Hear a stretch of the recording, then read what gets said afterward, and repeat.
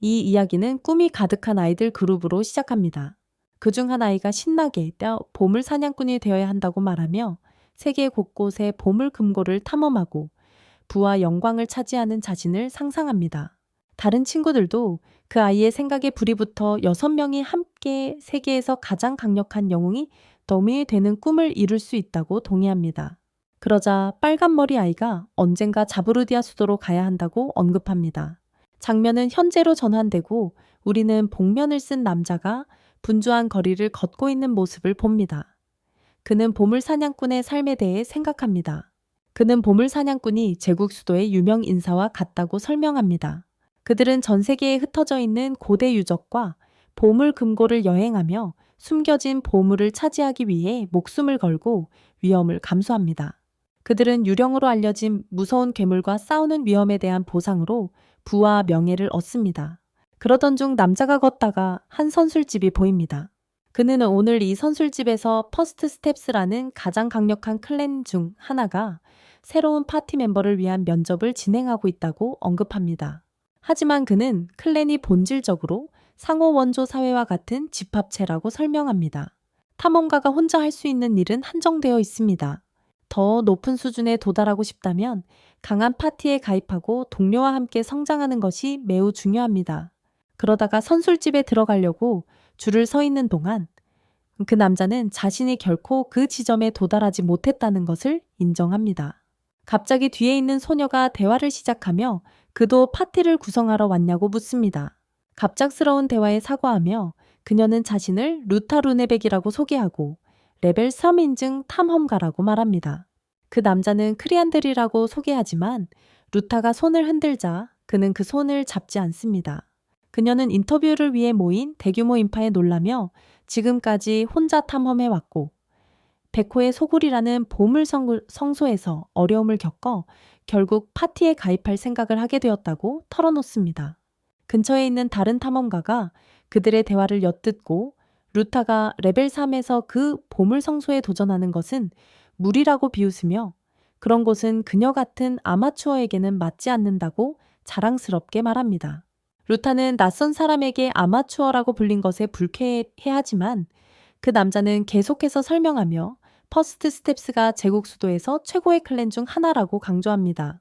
물론 레벨 3은 외부에서는 중급으로 간주될 수 있지만 여기서는 기본 수준에 불과하다. 그는 그녀에게 돌아가라고 조언하지만 이는 오히려 루타를 화나게 만든다. 그래서 그녀는 경로하여 칼을 뽑아든다. 상황이 악화되기 전에 인터뷰를 진행하는 경비병들이 개입한다. 그들은 두 사람에게 진정하라고 경고하며 소란을 피우면 강제 퇴장시킬 것이라고 말한다. 경비병은 탐험가는 절대 거리에서 무기를 빼들어서는 안 된다고 그들에게 일러준다. 그렇게 해서 긴장이 가라앉고 다음 장면은 크라이와 루타가 술탄 안에서 대화하는 것으로 바뀐다. 루타는 지원자들의 수가 어마어마한 것을 보고 이런 곳에 온 적이 없다고 인정한다. 그래서 그녀는 크라이에게 이런 경험을 한 적이 있는지 호기심에 물어보고 그는 담담하게 5번째라고 답한다. 그러자 루타는 그에게 약간 미안함을 느낀다 하지만 크리는 동정할 필요가 없다고 그녀에게 말한다. 그는 탐험가는 기술이 전부라고 설명한다. 재능 있는 사람들은 빠르게 정상에 오르지만 그렇지 않은 사람들에게는 훨씬 더 힘든 길입니다. 루타는 그 후 주점에서 화려한 파티를 가리키며 크라이에게 물어봅니다. 크라이는 그들이 현재 새로운 멤버를 찾고 있는 성령의 아들 아크 브레이브라고 알려줍니다. 그들은 최근에 7레벨 보물 창고를 정복한 팀이며 주변에서 가장 뛰어난 파티 중 하나로 여겨집니다. 그들의 리더 아크로드는 재능을 알아보는 것으로 유명하며 그가 탐험가를 인정하면 그 사람의 성공은 거의 보장됩니다. 하지만 크라이는 그들이 인터뷰를 진행하는 것을 처음 보았다고 인정합니다. 루타는 빈 자리를 발견하고 그것에 대해 묻습니다. 하지만 크라이가 대답하기도 전에 이전에 무례했던 남자가 다시 끼어들어 자신 있게 루타가 무지하다고 선언합니다. 그는 원하든 원하지 않든 그녀를 가르쳐 주겠다고 말합니다.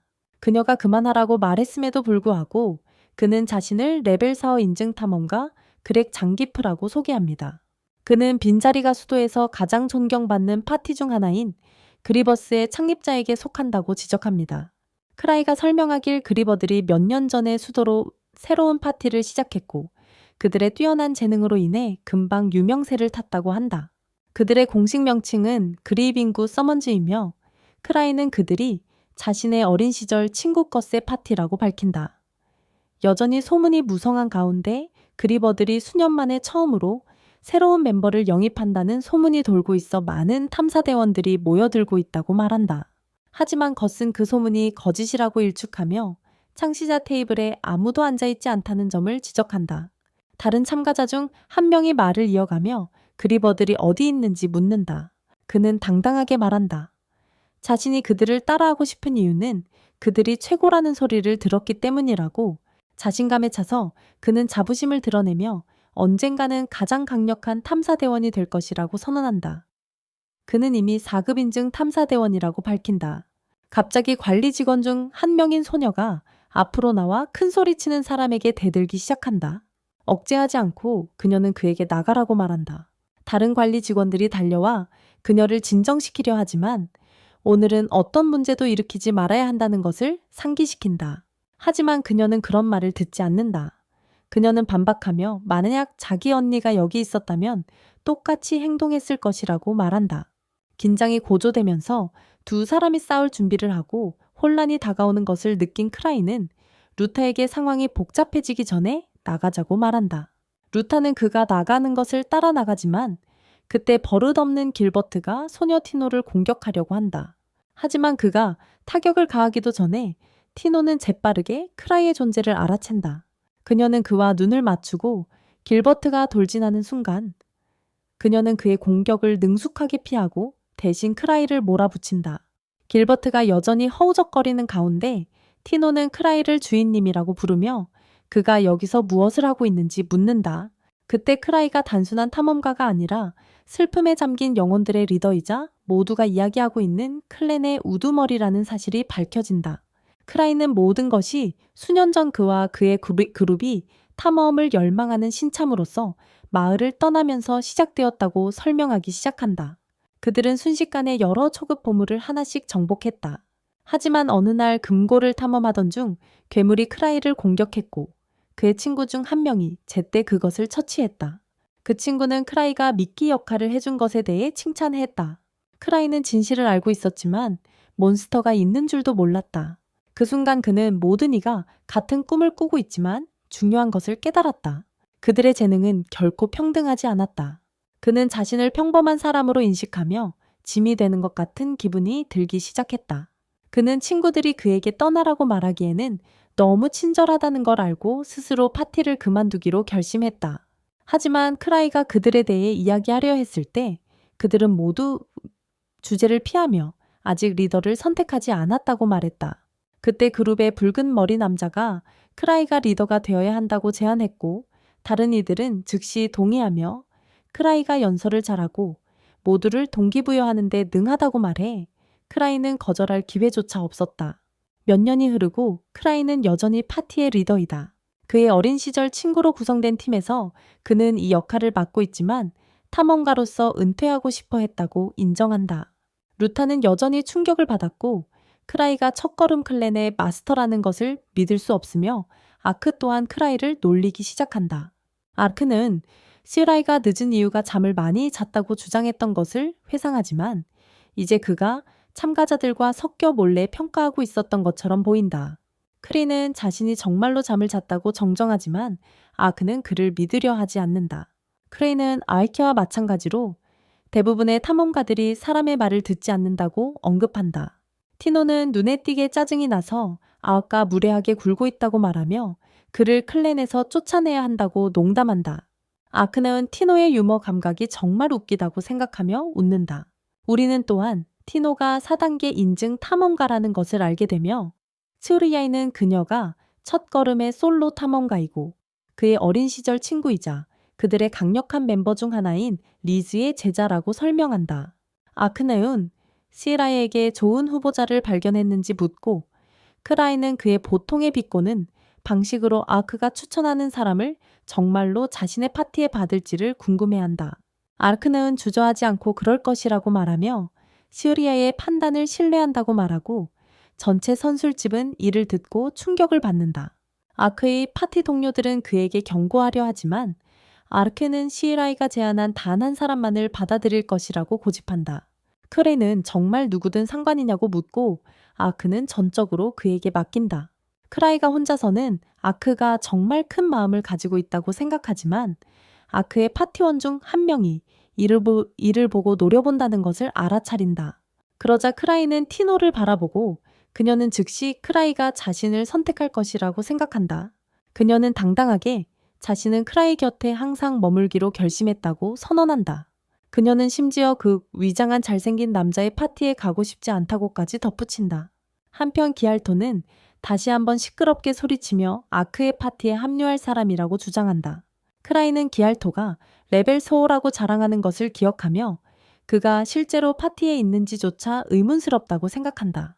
기알토는 그것이 중요하지 않다고 일축한다. 크라이는 아크가 이 남자를 제대로 훈련시키면 이 남자가 자산이 될 수 있을지도 모른다고 생각하기 시작한다. 하지만 크라이는 자신의 재능에 대한 안목이 그리 좋지 않다는 것을 인정하므로 결국 운에 달려 있을 수도 있다고 생각한다. 크라이는 기알토에게 아크에게 추천해 줄 것이라고 말한다. 하지만 한 가지 조건이 있어. 크라이가 질베르에게 탐험가로서 가장 중요한 것이 무엇이라고 생각하는지 물어본다. 질베르가 대답을 못하자 크라이는 그에게 절대 포기하지 말라고 경고한다. 크라이는 질베르가 힘이 부족하면 그의 전부를 위험에 빠뜨릴 수 있다고 경고한다. 그래서 크라이는 질베르가 제대로 된 탐험가인지 확인해야 한다. 크리는 가볍게 말하길 탐험가가 된 이후로 한 번도 지지 않았다고 말한다. 그러나 크리는 이 사실이 진실인 이유는 실제로 적당한 싸움을 해본 적이 없기 때문이라고 생각한다. 크리는 손가락에서 반지를 벗어 모두에게 이 유물에 손을 댄 사람이 바로 자신이 추천할 사람이라고 말한다. 크리는 반지를 공중으로 던지고 질베르가 잡지만 기뻐하기도 전에 티노의 강력한 발차기에 날아간다. 반지가 바닥으로 굴러가자 갑자기 주저마는 혼란으로 뒤덮이고 모두가 반지를 얻기 위해 달려든다. 그래서 그 장소가 뒤죽박죽이 되어버렸습니다. 한편 크라이는 아무렇지 않게 빠져나가고 참가자들은 그의 작은 테스트 때문에 주점을 엉망으로 만듭니다. 다음날 북일드 마스터 에바 램피드가 크라이에게 주점 사건이 소문이 났다고 알립니다. 그녀는 그의 무모한 행동으로 인해 장소가 완전히 파괴되었다고 밝혀냅니다. 크라이는 즉시 민간인 사상자가 있었는지 물어보고 없다는 소식에 안도합니다. 그러나 에바는 탐험가 협회가 그와 이야기를 나누고 싶어 한다고 덧붙입니다. 크라이는 아크가 혼란에 대해 무언가 말했는지 궁금해하고 에바는 아크가 기사를 읽고 그냥 웃었다고 전합니다. 크라이는 아크가 너무 태평하다고 생각하며 수리비를 아크의 계좌로 청구하고 그도 협회에 보내자고 제안합니다. 에바는 크라이에게 아크에게 너무 의존하고 있다고 한숨을 내쉽니다. 하지만 이번에는 협회가 특별히 크라이를 요청했기 때문에 그는 피할 수 없다는 것을 깨닫습니다. 크라이가 가지 않으면 지점장이 직접 나서게 될까봐 두려워하면서 중얼거린다. 그는 호의 없이 떠나고 싶지 않다고 불평하며 변장을 가능하게 하는 강력한 유물인 역전의 얼굴이라는 위장 유물이 고장났다고 언급한다. 에바는 눈을 굴리며 이른 시간에 공격받을 걱정은 하지 않아도 된다고 그를 안심시킨다. 더 이상의 선택지가 없자 크라이는 불만스럽게 떠나간다. 그 후 크라이가 협회 지배인 앞에서 머리를 조아리며 주점 사태에 대해 사과하는 모습을 볼 수 있다. 그는 민간인이 다치지 않았으며 소동이 시작된 이후에는 멈출 수 없었다고 설명한다. 그는 건물만 파손되었으며 놀랍게도 정식으로 항의한 사람이 없다고 지적한다. 상황을 더 좋게 만들기 위해 그는 주점 주인이 친구라고 말하며 그들이 용서할 것이라고 확신한다고 덧붙인다. 지배인 옆에 서 있는 젊은 여성이 크라이에게 진정하라고 말하며 그에게 책을 건넨다. 협회 지배인 그렉 웰터는 엄숙히 크라이에게 고위 클랜인 첫걸음은 다른 사람들에게 좋은 본보기가 되어야 한다고 경고한다. 크라이에게 아무런 결과 없이 풀어주는 것은 잘못된 메시지를 전달할 것이다. 크라이는 상황이 이렇게 흘러가는 것을 느끼고 자신이 힘든 일을 떠맡게 될 것임을 깨닫는다. 그는 헌터 협회가 각종 일 요청을 받으며 그중 많은 일들이 힘들고 시간이 많이 소요되며 보수가 너무 적어 아무도 맡고 싶어 하지 않는다고 설명한다. 헌터들은 이러한 원하지 않는 작업을 자빌이라고 부르며 크라이는 이 아이디어를 좋아하지 않는다. 운명에 체념한 크라이는 가능한 자빌 목록을 훑어보는데 대부분이 새 레벨 탐험가 이상을 위한 것이지만 결국 조금 더 쉬워 보이는 새 레벨 인물을 찾아서 깊이 생각하지 않고 선택하고 우리는 그가 구조 인물을 선택했다는 것을 알게 된다. 이후 크라이가 협회를 떠나는 모습을 보며 그렉은 그를 지켜보며 크라이가 전혀 변하지 않았다고 생각한다. 그렉은 크라이가 모르는 사이에 가장 어려워 보이는 자빌 중 하나를 선택했다고 밝힌다. 나중에 크라이는 아크가 길드 본부에 없다는 것을 발견하고 티노가 아크가 어떤 귀족들에게 소환되었다고 알려준다. 크라이가 주위를 둘러보며 그곳이 비어있음을 깨닫고 티노가 어제 던진 반지를 보여주러 다가오자 크라이는 그녀가 그 반지를 가지게 된 사람임을 깨닫는다. 티노는 자랑스럽게 다른 누구도 그의 반지를 가지지 않기를 원했다고 인정하며 긴장한 목소리로 그 반지를 계속 가져둬도 되는지 물어보자 크라이는 그게 단지 사격링일 뿐이라고 하며 그녀가 가져가도 된다고 말한다. 그러자 크라이가 차슈할하게 지금 시간이 있는지 물어보고 티노는 티노가 데이트를 기대하며 설레서 야, I'm free 라고 대답하지만 크라이가 아소시에이션으로부터 받은 임무를 티노에게 건네주자마자 그녀의 기쁨은 순식간에 사라지고 그녀는 놀라서 도망치듯 뛰어가 버린다. 하지만 크라이는 차분히 자신의 마법 사슬인 실버를 소환하고 티노를 다시 불러오라고 명령한다. 몇 초 후 실버는 불편해하며 화난 티노를 크라이에게 끌고 온다. 티노는 분명히 화가 나서 크라이에게 감정을 가지고 놀고 있다고 비난하며 그녀는 크라이가 자신과 데이트를 하려는 줄 알았는데 대신 그녀에게 지저분한 일감을 주는 거라고 생각한다. 그녀가 원했던 건 크라이와 아이스크림을 먹는 것이었지 지독한 임무에 갇히는 것은 아니었다. 그녀는 그 일이 너무 나쁘다고 불평하며 레벨4 탐험가로서 혼자서 5명을 구출하는 것은 불가능하다고 말한다. 크라는 동감하며 고개를 끄덕인다. 하지만 티노는 또한 크라이가 이 임무를 보내는 이유가 그녀의 개인적인 성장을 위해서라고 알고 있다. 크라는 머리를 긁적이며 이 임무가 정말 그렇게 어려운 것인지 의문을 가지기 시작하는데 왜냐하면 그 임무는 레벨 3로 표시되어 있기 때문이다. 티노가 혼자서 이 일을 하기 싫어한다는 것을 깨달은 크라는 그녀와 함께 일할 3명의 신입 채용자를 루다그렉 그리고 질베르트로 결정한다. 티노는 이 배치에 만족하지 않지만 여전히 크라이가 옆에서 탐험하기를 바라고 있어요. 하지만 크라이는 불평을 하면서도 그룹이 함께 임무를 수행할 수 있기를 바라요. 6년 전 크라이의 파티가 처음 수도로 들어왔을 때 그들은 사냥꾼으로 공식적으로 등록하러 협회로 향하고 있었어요. 그런데 문 앞에 도착했을 때 크라이는 모든 것을 2번 생각하기 시작했어요. 루크는 크라이가 최고가 되겠다고 고집한 것을 기억하면서 너무 과도하게 생각하지 말라고 말했어요. 하지만 크라이는 친구의 힘을 의심하는 것이 아니에요. 그는 자신이 그들을 방해할 것이라는 것을 알고 있기 때문에 걱정되는 거예요. 루크는 그에게 농담을 그만하라고 말하고 바로 문 앞으로 걸어가 큰 소리로 세계에서 가장 강한 검사라고 외치며 문을 열었어요. 그리고 리즈가 뛰어들어 세계에서 가장 강한 도둑이라고 외쳤어요. 이렇게 웃기고 과장된 입장으로는 돌아갈 수 없어요. 그래서 크라이는 파티를 등록하러 접수대 앞으로 걸어갔어요. 그러나 그 깊은 곳에서는 그들이 그를 리더로 만든 것을 후회하길 바라고 있다. 그래서 정당의 이름을 고르라는 요청을 받았을 때 그는 생각할 수 있는 가장 엽기적인 이름을 선택하고 아무 이유 없이 슬픈 영혼이라고 부른다. 그룹의 나머지 사람들은 처음에 그 이름이 어둡고 우울하다고 생각하며 싫어했다. 하지만 시레이가 그의 끔찍한 이름 짓기 능력을 핑계로 리더직에서 물러나려 하자 그들은 갑자기 마음을 바꿔 그 이름을 좋아한다고 주장했다. 현재로 빨리 넘어가면 시라이는 자신의 일을 떠넘기려는 사람들과 회의를 소집한다. 그렉는 여전히 믿을 수 없어 시리가 실제로 슬픔의 길드의 길드마스터라는 사실을 이해하지 못하고 있다. 미친 이야기처럼 들리지만 캐레라인은 그것을 확인하며 그는 모두가 들어봤던 악명 높은 1000가지 속임수이기도 하다. 협회에서 사냥꾼이 일정 수준의 명성과 성취를 달성하면 특별한 칭호를 부여받아 거의 유명인과 같은 인물이 된다. 크리는 1000가지 속임수라는 칭호를 받았지만 길버트는 그 어떤 것도 믿으려 하지 않는다. 1000가지 속임수는 수도에서 가장 강한 사람이어야 하고 크라이는 훈련 호울의 내부를 본 적도 없어 보이기 때문에 티노는 즉시 크라이를 방어하며 길버트가 크라이의 힘을 이해하기에는 너무 약하다고 주장한다. 그 사이 크라이가 서서히 아무것도 모르는 척 서서 그녀가 무슨 힘을 말하는지 의아해하고 있다. 그는 친구들이 계속해서 그에게 뒤집어 씌운 찬사를 받으며 가장 강하다고 불린다는 것을 알고 있지만 길버트와 다른 사람들이 일감을 맡을 것인지 물어본다. 물론 길버트는 크라이가 도시에서 가장 강하다는 것을 아직 믿지 않기 때문에 거절한다.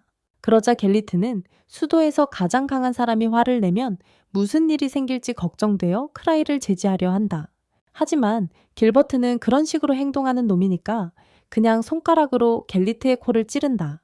길버트가 협력할 의향이 전혀 없다는 것이 분명하므로 크라이는 어깨를 으쓱하고 갤리트에게로 이동한다. 갤리트는 크라이의 요청을 기꺼이 받아들인다 그러니 남은 사람은 루다뿐이다. 그 임무가 늑대굴에 있다는 것을 고려하면 크라이는 그녀가 이미 그곳을 정리하려고 계획하고 있었기 때문에 그녀에게 딱 맞는 일이라고 생각한다. 루다는 자신이 함께하게 된 그룹에 대해 별로 기뻐하지는 않지만 동행하기로 동의한다. 크라이는 그 소식을 듣고 기뻐하여 티노에게 필요한 경우 부족의 다른 사람들을 도와달라고 요청할 수 있다고 말한다. 티노는 간절히 부탁하며 크라이에게 팀에 합류해달라고 하지만 그는 즉시 그녀를 거절한다. 티노의 파티 상황이 정리되자 크라이는 떠나려 하지만 물론 길버트는 그냥 넘어가지 않는다. 크라이가 자신을 무시하자 길버트는 크라이에게 결투를 도전한다. 그가 지면 팀에 합류하겠다고 한다. 결투에 끌려가는 것을 극도로 싫어하는 크라이는 빠른 해결책을 생각해내고 티노가 대신 싸운다면 결투에 응하겠다고 한다. 티노는 이 어레인지멘트에 매우 기뻐하며 주인을 모욕하고 의심한 길버트에게 화가 나 있다. 그녀는 자신의 기술을 보여주고 싶어하며 크라이에게 얼마나 유연할 수 있는지를 시연하고 멋진 카메라 앵글도 곁들인다. 길버트는 어제 티노에게 얼굴이 망가졌지만 여전히 입을 놀리며 자신이 방심했을 뿐이라고 주장하고 다시는 그녀에게 질 리 없다고 말한다. 그리고 티노를 이기고 나면 다음은 크라이를 상대하겠다고 한다. 이미 짜증이 난 크라이는 오늘 누구와도 싸우고 싶지 않다. 하지만 길버트가 너무 자신만만해서 크라이가 아무렇지 않게 티노가 길버트와 같은 레벨 세이라는 사실을 지적해요. 티노는 그럴 리가 없다며 길버트 같은 사람에게 져줄 수 없다고 말합니다. 그런 다음 그녀는 무기를 내려놓으며 그를 도발하며 싸우자고 제안합니다. 루타와 그렉은 불안해합니다. 티노는 강하지만 무기 없이 싸우는 것은 매우 위험한 생각처럼 보이거든요. 평소라면 티노가 손쉽게 이길 것입니다. 동일한 레벨이지만 그녀는 혼자서 임무를 수행하면서 모든 경험을 쌓았고 다른 사람들과 싸워본 경험이 많으니까요. 그러므로 무장하지 않은 상태에서도 이길 수 있어요. 하지만 길버트는 천국의 불꽃검을 가지고 있어서 잘 사용한다면 그의 승리를 가능하게 할 수도 있습니다. 그러나 그는 자신의 검도 내려놓고 무장하지 않은 상태로 싸우겠다고 결정했습니다. 그건 분명히 바보 같은 행동이었지만 길버트는 누군가에게 무시당하는 것을 용납하지 않으므로 동등한 조건에서 싸우겠다고 주장합니다. 이제 티노는 자신이 이길 것이라는 확신이 더 커졌습니다. 그래서 그녀는 싸움이 끝나면 크라이와 아이스크림을 먹으러 가겠다고 가볍게 말합니다. 싸움이 시작되자마자 그녀는 그의 얼굴을 노리고 달려듭니다. 길버트는 첫 번째 공격을 피하지만 이번에도 역시나 뒤따르는 티노의 비열한 발차기에 얼굴을 맞고 날아가 버린다. 이건 끝난 것 같지만 길버트는 칭찬받을 만큼 다시 일어나서 다시 한번 돌진한다. 그러나 도움이 되지는 않아서 거의 즉시 질식당하고 말았지만 그래도 이 녀석은 좀 정신이 있다. 몇 번의 노력과 훈련 끝에 길버트는 결국 티노의 그립에서 벗어날 수 있었다. 그러나 안타깝게도 그 순간 그녀는 그의 머리를 깨끗이 후려치며 그를 바닥으로 내던진다. 그래서 이번에는 다시 일어나지 못할 것이다. 티노가 승리를 기뻐하며 크라이에게 감사의 인사를 전하는데 크라는 실제로 그녀를 훈련시키지 않았음에도 불구하고 그렇게 말한다. 그렉과 루타는 티노의 힘에 완전히 경악한다. 길버트는 누군가가 자신보다 강하다는 것을 받아들이기 어렵다.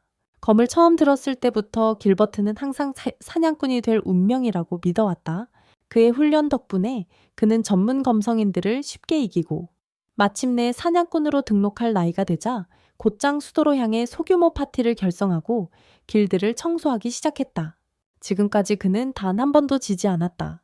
티노가 그를 좋아하지 않지만 그녀는 길버트의 기술을 존경하므로 그에게 검을 들고 계속 싸우라고 격려한다. 하지만 길버트는 자존심이 강해서 거절하고 실망한 티노는 그와 같은 어리석은 자존심이 결국 죽음으로 이어질 것이라는 것을 알고 고개를 절레절레 흔든다. 길버트가 인정하기 싫지만 티노는 맞는 말이다.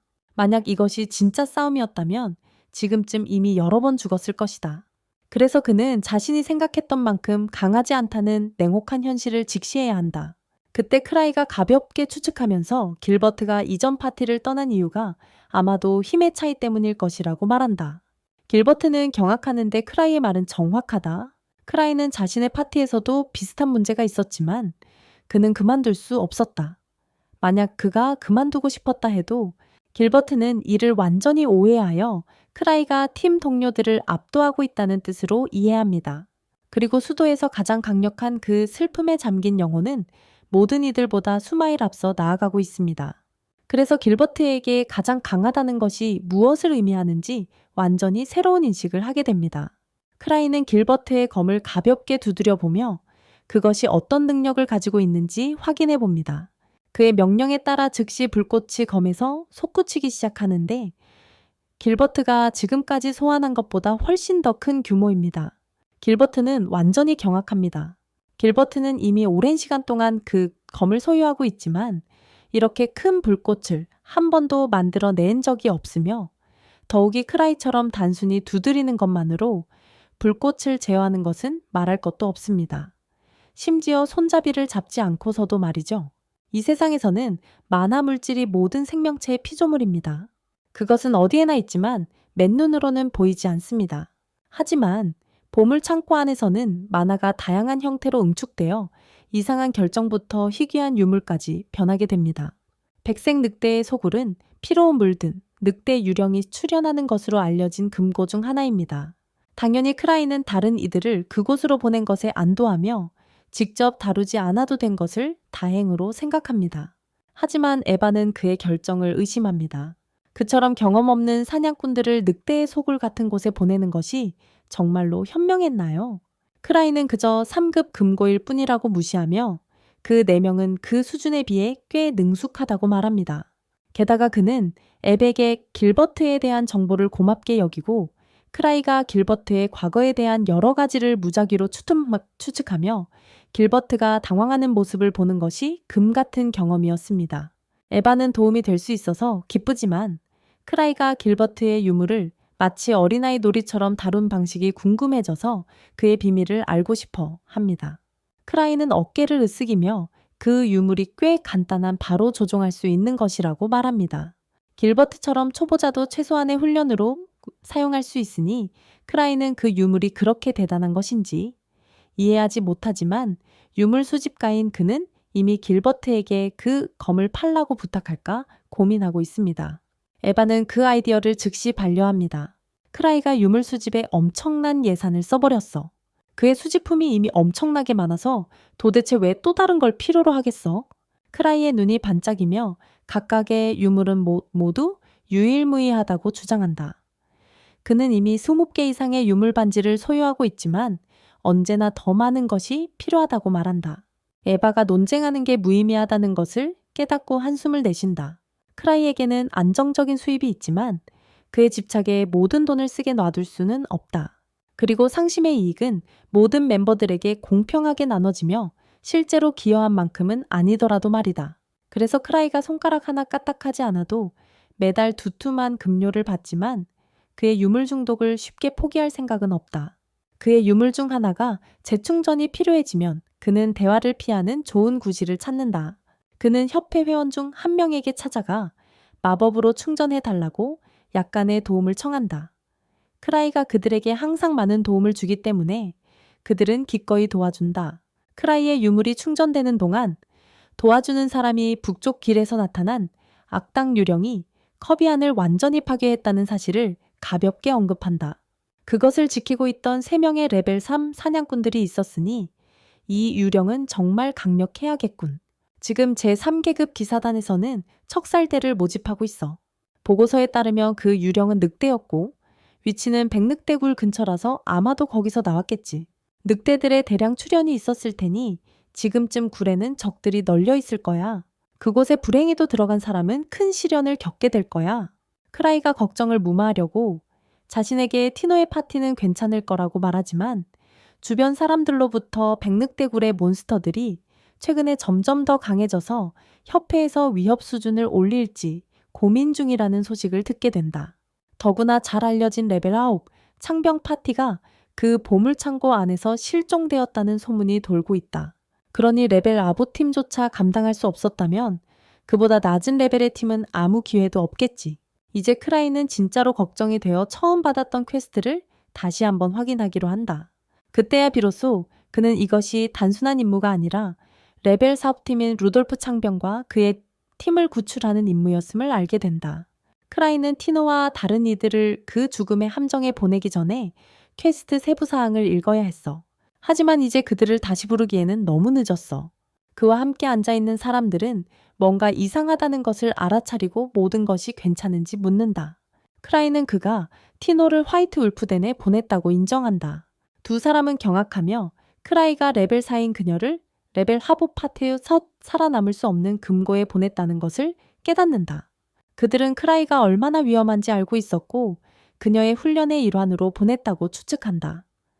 위험한 임무에 학생을 보내기 전에 조사도 하지 않는 무모한 선생님이 어디 있겠어? 크라이는 압박감을 느끼며 갑자기 일어나 급한 일이 있다고 중얼거린다. 크라이가 복도로 들어서자 그는 극심한 공황 발작을 겪기 시작한다. 티노는 꽤 능숙하니까 아마 그녀가 이걸 처리할 수 있을 거라고 스스로 진정시키려 한다. 그리고 길버트는 그녀만큼 강하다. 그가 불꽃검을 들고 있을 때는 적어도 그렇다.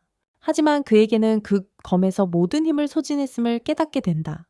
그래서 길버트가 그 후에 충전하지 않았다면 그 검은 종이 무게만큼 쓸모가 없다. 화면이 전환되며 티노와 다른 이들이 화이트 울프덴으로 향하는 모습이 비춰진다. 그들이 도착하기도 전에 위험한 기운이 감돌고 있음을 느낀다. 하지만 티노는 이런 상황을 예상하고 있었다. 결국 이 임무를 그녀에게 보낸 것은 크라이였다. 그리고 그녀는 상황이 위험해질 것 같은 예감이 들었다. 그래서 그녀는 돌아오지 못할 경우를 대비해 유언장도 작성했다. 그럼에도 불구하고 그녀는 죽지 않을 것이라는 자신감이 있다. 그녀의 마음속에서 크라이는 모든 것을 완벽하게 계획하고 있다. 그녀는 그가 임무를 위해 각 멤버를 신중하게 선택했다고 믿고 있다. 그러나 그렉은 그걸 믿지 않으며 크라이가 어제 그들과 처음 만났다는 점을 상기시킨다. 길버트도 그게 불가능해 보인다고 동의한다. 하지만 동시에 그가 그들과 만나기 전에 이미 모든 사람에 대해 철저한 배경 조사를 했을 것이라고 의심하지 않는다. 사실 펍에서 발생한 사건은 그의 계획의 일부일 수도 있다. 그래서 이 임무가 그들의 능력을 훨씬 초월하지만 티노는 크라이가 그들을 자살 임무에 보내지 않을 것이라고 확신한다. 불행히도 그게 바로 크라이가 한 일이고 그르는 그것에 대해 완전히 당황하고 있다. 그들이 죽음의 함정에 빠졌다는 것을 깨닫고 그는 직접 그들을 레퀴에하기로 결심한다. 숨겨진 방으로 뛰어들어가 그는 자신이 들 수 있는 모든 유물을 잡기 시작한다. 한편 티노와 다른 친구들은 검을 휘두르고 갑옷을 입은 환영을 만나고 그들은 크라이가 떠날 때 늑대를 예상하고 있었기 때문에 놀란다. 에바는 그를 보고 당연히 이 모든 것이 크라이의 티노를 위한 대규모 시험의 일환이라고 생각한다. 그녀는 그가 티노가 실제로 위험에 처하지 않도록 계획했을 것이라고 생각하지만 약간 걱정하고 있을 것이라고 여긴다. 그래서 그는 그들을 확인하러 가기로 했다. 그녀는 그가 시트리의 슬라임 유물을 들고 있다는 것도 알아차리는데 이건 제국법에 따라 전적으로 불법이다. 하지만 크라이는 자신이 들어가고 있는 상황을 모르기 때문에 모든 예방 조치를 취하고 있다. 크라이는 발코니로 나가서 윙수트 유물을 착용하고 최대한 빨리 흰 늑대 굴로 가려 한다. 그가 이륙할 때 에바는 그가 가는 모습을 지켜보며 지난번 그 윙수트를 사용했던 사람이 벽에 머리를 정통으로 부딪혀 죽었던 것처럼 되지 않기를 조용히 바란다. 이야기는 다시 과거로 전환되며 슬픔에 잠긴 영혼들이 자브루디아 수도에서 작업을 시작한 지 일주일이 지났음을 보여준다. 루크는 거기 서서 부서진 나무 검을 바라보며 완전히 어리둥절해 있다. 그깟 저렇게 쉽게 부서질 리가 없는데 하지만 그의 그룹 사람들 중 다른 사람들은 전혀 놀라지 않고 그가 팬텀과 싸웠기 때문에 놀랄 일이 아니라고 말합니다. 그룹 중 한 명은 레벨 1 보물방에서 사이클롭스를 만나리라고는 생각도 못했다고 말합니다. 그들은 모두 이것이 매우 강력한 팬텀이었다고 동감하며 적어도 레벨 4는 되었을 것이라고 추측합니다. 그런 다음 어떤 무작위 사냥꾼이 나타나서 그들의 이야기를 의심하지만 소녀들은 증거로 사이클롭스 머리를 가져왔다는 것을 가볍게 보여줍니다. 그 사냥꾼은 이를 보고 충격을 받지만 크라이마는 고개를 젓습니다. 이걸 가지고 오라고 했던 이유가 바로 이런 거였다고 생각합니다. 다음으로 장면은 티노와 그룹 멤버들이 늑대 같은 몬스터를 잡았지만 완전히 지쳐있는 모습으로 전환됩니다. 루타는 이 생물체가 레벨 3 보물방에서는 볼 수 없는 종류라고 지적하고 모두가 너무 많다고 동감합니다. 그러자 그레그가 길버트에게 돌아서서 왜 검에서 불꽃을 사용하지 않았는지 묻습니다. 길버트는 크라이가 먼저 사용했기 때문에 검의 만화가 다 떨어졌고 이제는 스스로 재충전할 수 없다고 말합니다. 루타는 그들이 후퇴해야 한다고 제안한다. 상황이 그들이 믿게 된 것과는 다르고 구출해야 할 사람들이 이미 죽었을지도 모른다. 하지만 티노는 여전히 고집을 부리며 물러서지 않고 그들은 아직 금고에 들어가지도 않았다고 주장한다. 그레그는 생존이 어떤 임무보다 중요하다고 반박한다. 하지만 티노는 차분하게 그가 잘못 이해하고 있다고 설명하며 그들은 시체를 수집하러 온 것이 아니라고 말한다. 그녀는 그 사람들이 아직 살아있다고 확신하며 그들은 레벨 88 헌터의 계획을 따르고 있다고 한다. 그녀는 망자의 거미 만화가 떨어지는 것도 크라이의 큰 계획의 일환이라고 말하며 유물에 너무 의존하지 말라는 교훈이라고 덧붙인다. 그들은 보물 금고에 가까워지며 안에 여러 마리의 적색 늑대들이 있는 것을 발견하고 모두 갑옷과 무기를 장착하고 있다. 그들은 이전에 마주친 늑대가 단순한 이탈자가 아니라는 것을 깨닫고 더 많은 늑대가 있다는 것을 알게 된다. 그래서 티노는 흰 늑대의 굴이 원래 여기 살았던 거대한 은빛 달, 늑대 괴물들을 수용하기 위해 지어졌다고 설명한다. 그녀는 늑대들이 크기 때문에 금고 안에서 쉽게 움직일 수 없을 것이라고 확신하며 그들과 싸우기 위해 들어가자고 제안한다. 하지만 그녀가 행동하기 전에 길버트는 여전히 경솔하게 괴물들에게 돌진하기로 결정한다. 그들을 무장해제하면 이길 수 있다고 생각한다. 티노는 그가 바보라고 생각하며 고개를 흔든다. 하지만 길버트는 물론 망토가 없더라도 연옥의 검이 일반 무기보다 강하다고 주장한다. 하지만 티노는 그녀가 리더이기 때문에 경솔하게 행동하지 말라고 그에게 경고한다. 그녀의 임무는 모두를 살아서 집으로 데려오는 것이다. 그녀는 그녀의 스승이 자신의 리더십을 시험하고 있다고 확신하며 팀을 무사히 집으로 데려오는 것이 시험을 통과하기 위한 최소한의 조건이라고 생각한다. 티노는 자신의 계획을 설명한다. 그녀와 루타가 가장 빠르기 때문에 늑대들의 주의를 끌고 나머지 팀원들은 뒤에서 공격할 것이다. 그녀는 거리가 가까워지면 늑대들의 원거리 무기는 쓸모없게 될 것이라고 강조한다. 희생자는 없을 것이며 아무도 방패로 사용되게 두지 않겠다고 분명히 한다. 한편 크라이가 그들에게 날아오고 있으며 그의 유일한 걱정은 티노가 자신이 도착할 때까지 살아남는 것이다. 그는 그녀가 살아남기 위해 팀원들을 방패로 사용해야 하더라도 신경 쓰지 않는다.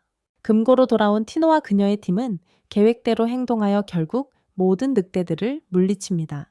하지만 티노는 이 일에 대한 모든 것이 완전히 무리라고 느껴집니다. 숨을 고르는 동안 더 많은 유령들이 나타납니다. 그러자 티노는 자신의 팀을 떠올립니다. 그녀는 전체적으로 파티 구성이 나쁘지 않다고 인정합니다. 경험으로 모두와 잘 어울리는 그렉 덕분에 그는 팀에서 좋은 역할을 합니다. 기드는 소리를 많이 지르지만 강하고 루타는 눈에 띄지 않습니다. 하지만 그녀의 적 감지 기술은 정확합니다. 사실 루타 덕분에 티노는 싸우는데 집중할 수 있었습니다. 그리고 새로운 몬스터들을 상대하면서 티노는 자신이 마스터가 모든 세부사항을 계산했을 것이라고 생각합니다. 그래서 그의 계획이 얼마나 완벽한지 신과 같아. 전투 중에 길버트는 옛 파티 동료들을 생각하기 시작해. 그가 그들을 너무 압박했음을 기억해. 그들이 자신을 따라잡지 못해 답답해했지. 그들은 최선을 다하고 있었지만 그들의 능력과 자신의 차이는 점점 더 벌어졌어. 그래서 결국 그는 파티를 떠났어. 하지만 이제 그는 드디어 이해해. 그들이 왜 그렇게 필사적이었는지. 그는 결코 그들의 감정을 고려하지 않았다는 것을 깨닫고 충격을 받아 팀과 동등하게 싸우는 것이 이렇게 기분이 좋을 줄은 몰랐어. 그 생각을 하면서 그들은 괴물을 물리치고 큰 방으로 들어가 티노는 갑자기 앞에 어떤 존재를 감지해. 그녀는 보스가 큰 놈이라고 확신하고 있다. 그렉은 즉시 조심스럽게 도망가자고 제안하지만 티노는 태연하게 그들이 지금까지 무사히 왔다고 지적한다. 그렇다면 보스도 처치해보자고. 그렉은 여전히 주저하고 티노는 안전한 임무가 사람을 성장하게 하지 않는다고 말한다. 하지만 그녀는 조심함이 필요한 경우도 있지만 때로는 그냥 흐름에 맡겨야 한다고 인정한다. 그렉은 고민한 후 그녀의 말에 일리가 있다고 동의한다. 그는 사냥꾼이 레벨 4에 도달하면 자신의 레벨 아래에 있는 보물 금고를 완수하는 것만으로도 생계를 유지할 수 있다고 설명한다. 그는 매번 전투가 이길 수 없다고 생각했을 때 피했다는 것을 인정하며 그 본능은 너무 많은 동료들이 죽는 것을 지켜본 데서 비롯되었다고 말한다. 티노는 그렉이 이 마음가짐을 바꾸고 싶어서 퍼스트 스텝스에 가입했을 것이라고 확신하며 그녀의 스승이 그를 이 파티에 배치한 이유라고 믿는다. 그렉은 확신하지 못하지만 티노는 그녀의 스승이 믿지 않는 사람을 선택하지 않았을 것이라고 그를 안심시킨다. 그녀는 자신의 주인의 목표가 모두를 구하는 것이었고 그가 작동하는 방식이 신과 같다고 설명합니다. 그녀는 이 그룹이 우연히 모인 것이 아니며 모든 것이 그에 의해 계산되었다고 확신합니다. 루타는 여전히 확신이 없고 왜 그가 자신을 선택했는지 의문을 품습니다. 티노는 잠시 멈춘 후 그녀의 큰 멜론 때문일 수도 있다고 농담을 하고 그녀는 주저없이 계속 나아가 루타는 혼란스러워하며 얼굴이 붉어지며 그 의미가 무엇인지 묻습니다. 그 후 우리는 크라이가 보물 금고 근처의 숲 위를 날고 있는 모습을 보는데 물론 그는 어디에도 티노를 찾을 수 없습니다. 그는 이 유물이 너무 빠르다고 투덜거리며 도대체 누가 브레이크도 없이 무언가를 만들겠냐고 궁금해합니다. 그는 금고에 들어가면서 미친 듯이 벽에 부딪히며 날아갑니다. 한편 티노와 팀은 금고의 보스인 거대한 흰색 늑대와 맞서고 있습니다. 늑대가 그들에게 달려들지만 그들은 피하며 모두 같은 생각을 합니다. 이건 너무 강력하다. 티노는 보스가 헬멧을 쓰고 있지 않다는 것을 알아차리고 그녀는 그 머리가 약점일지도 모른다고 생각합니다. 주인으로부터 주어진 시험을 극복하려는 의지를 가지고 그녀는 계속 나아간다. 그러자 길버트가 나서서 괴물의 다음 공격을 막는다. 그리고 그레그가 달려들지만 괴물의 힘에 밀려 뒤로 날아간다. 티노는 발이 빠른 편이라 민첩함을 이용해 거리를 좁히며 늑대의 모든 휘두름을 피한다. 루타는 티노를 관찰하고 그녀는 티노에게서 단 한 조각의 두려움도 느껴지지 않는다는 것을 깨닫고 감탄한다. 그런데 괴물이 그레그에게 관심을 돌리고 검을 들어 막으려고 하지만 검이 부러진다. 그리고 괴물이 티노에게 다가오지만 티노는 기회를 잡아 무기를 타고 올라가 마지막 일격을 가하여 괴물을 제압하려 한다. 하지만 숨을 고르는 순간 그들은 유령이 티노의 다리를 베었다는 것을 알아차린다. 루타가 달려와 티노가 괜찮은지 묻는다. 티노는 손을 내저으며 상처를 치료할 포션을 가지고 있다고 말하고 빠르게 치유한다. 그리고 그레그는 부러진 검을 바라보며 혼란스러워하는 모습을 볼 수 있다. 하지만 길버트는 그에게 아직 숨이 쉬어지는 것에 감사해야 한다고 단호하게 말합니다. 그렉은 동의하며 한숨을 내쉬며 이제 잃어버린 사람들을 찾아야 한다고 말합니다. 티노는 고개를 끄덕이고 방금 물리친 보스의 검을 건넵니다. 갑자기 4마리의 괴물들이 나타나는데 모두 방금 싸운 늑대와 비슷한 모습입니다. 믿을 수 없다며 4마리가 동시에 나타난 것이 놀랍습니다. 티노는 이 상황이 너무 힘들다고 느끼며 이렇게 많은 적 앞에서 어떻게 해야 할지 몰라 합니다. 그리고 주인이 이런 혼란 속으로 그들을 보낸 것이 무엇을 생각했는지 궁금해집니다. 명백히 불안한 그렉이 다음에 무엇을 해야 하는지 묻습니다. 티노는 빠르게 모든 이들에게 오른쪽의 좁은 통로로 후퇴하라고 말합니다. 괴물들이 그렇게 좁은 곳에서는 잘 움직일 수 없기 때문입니다. 하지만 그들이 탈출할 수 있기 전에 괴물들이 알아채고 그들의 탈출 경로를 막습니다. 그들의 계획을 파악한 길버트와 그렉은 미끼 역할을 하겠다고 제안합니다. 소녀들에게 도망치라고 말합니다. 하지만 루타는 주저하며 이게 좋은 아이디어인지 확신하지 못합니다. 그러나 그렉은 모두가 전멸하는 것보다는 낫다고 주장합니다. 그리고 티노는 갇힌 기분이 듭니다. 이게 정말 그들의 최선의 선택인지 궁금해합니다. 생각에 잠깁니다. 그녀는 자신의 스승에 대해 생각하기 시작하고 갑자기 무언가를 기억해냅니다. 그녀는 그때 정신을 차립니다. 오늘은 아무도 희생되지 않는다고 모두에게 말하고 있다. 그리고 그녀는 괴물의 눈을 목표로 삼으라고 한다. 길버트와 다른 이들은 생물들과 싸우기 위해 달려간다. 그녀가 필요로 하는 기회를 주기 위해서다. 티노는 그녀의 스승이 준 반지로 훈련했던 것을 떠올린다. 그리고 결심을 가지고 같은 기술로 괴물의 눈을 가격한다. 눈이 멀게 만들며 충분한 시간 동안 길버트는 자신의 기회를 보고 돌진한다. 하지만 괴물에게 벽으로 던져진다. 그 과정에서 큰 피해를 입는다. 고통에도 불구하고 그는 성급했던 것에 대해 사과의 말을 중얼거린다. 하지만 티노는 그가 잘못한 게 없다고 안심시킨다. 그들은 4마리의 괴물 같은 악몽에 둘러싸여 있다. 그들은 이 상황에서 빠져나오지 못할지도 모른다는 생각이 든다. 그때 갑자기 크라이가 괴물 중 하나에 충돌한다. 그의 격렬한 질주가 드디어 끝난다. 티노는 그를 보고 안도감을 감추지 못한다. 그렉은 크라이 때문에 생물들이 겁먹은 것 같다라는 것을 빠르게 알아챈다. 하지만 크라이가 충돌한 괴물은 아마 용기를 내어 공격에 나선다. 하지만 시라의 반지 중 하나가 그를 보호한다. 공격이 처참하게 실패하자 괴물의 충격이 뚜렷하다. 그리고 항상 쇼맨인 크라이, 17개의 생명이 있다고 가볍게 거짓말을 한다. 그러고는 망설임 없이 다른 반지를 사용해 강력한 폭발을 일으킨다. 모두 그의 미친 힘에 놀라움을 금치 못한다. 그동안 크리는 이 생물들의 힘에 당황한다. 이 녀석들이 대체 뭔지 궁금하다. 그리고 이 게임이 정말 레벨3이 금고인지 의문이 든다. 그의 공격에도 불구하고 괴물은 다시 일어난다. 그러자 다른 이들은 경악한다. 하지만 크라이에게는 놀라운 일이 아니다. 그는 자신의 총알이 화려하다는 것을 알고 있다. 하지만 특별히 강력하지는 않다는 것도 괴물들이 들고 있는 무기를 힐끗힐끗 본다. 한 번에 그저 그런 일이 아니라는 사실에 안도감을 느낀다. 그는 17개의 장병링을 가지고 왔습니다. 그럼에도 불구하고 그는 더 이상 구조 임무에 신경 쓰지 않습니다. 그는 집에 가고 싶어 합니다. 하지만 불행히도 괴물들은 그에게 그런 사치를 허락하지 않습니다. 그들은 공격할 준비를 합니다. 그는 자신이 착용하고 있는 목걸이를 사용할 수밖에 없습니다. 크레이는 목걸이에서 음료를 마십니다. 그리고 나서 그는 그것을 공중에 던집니다.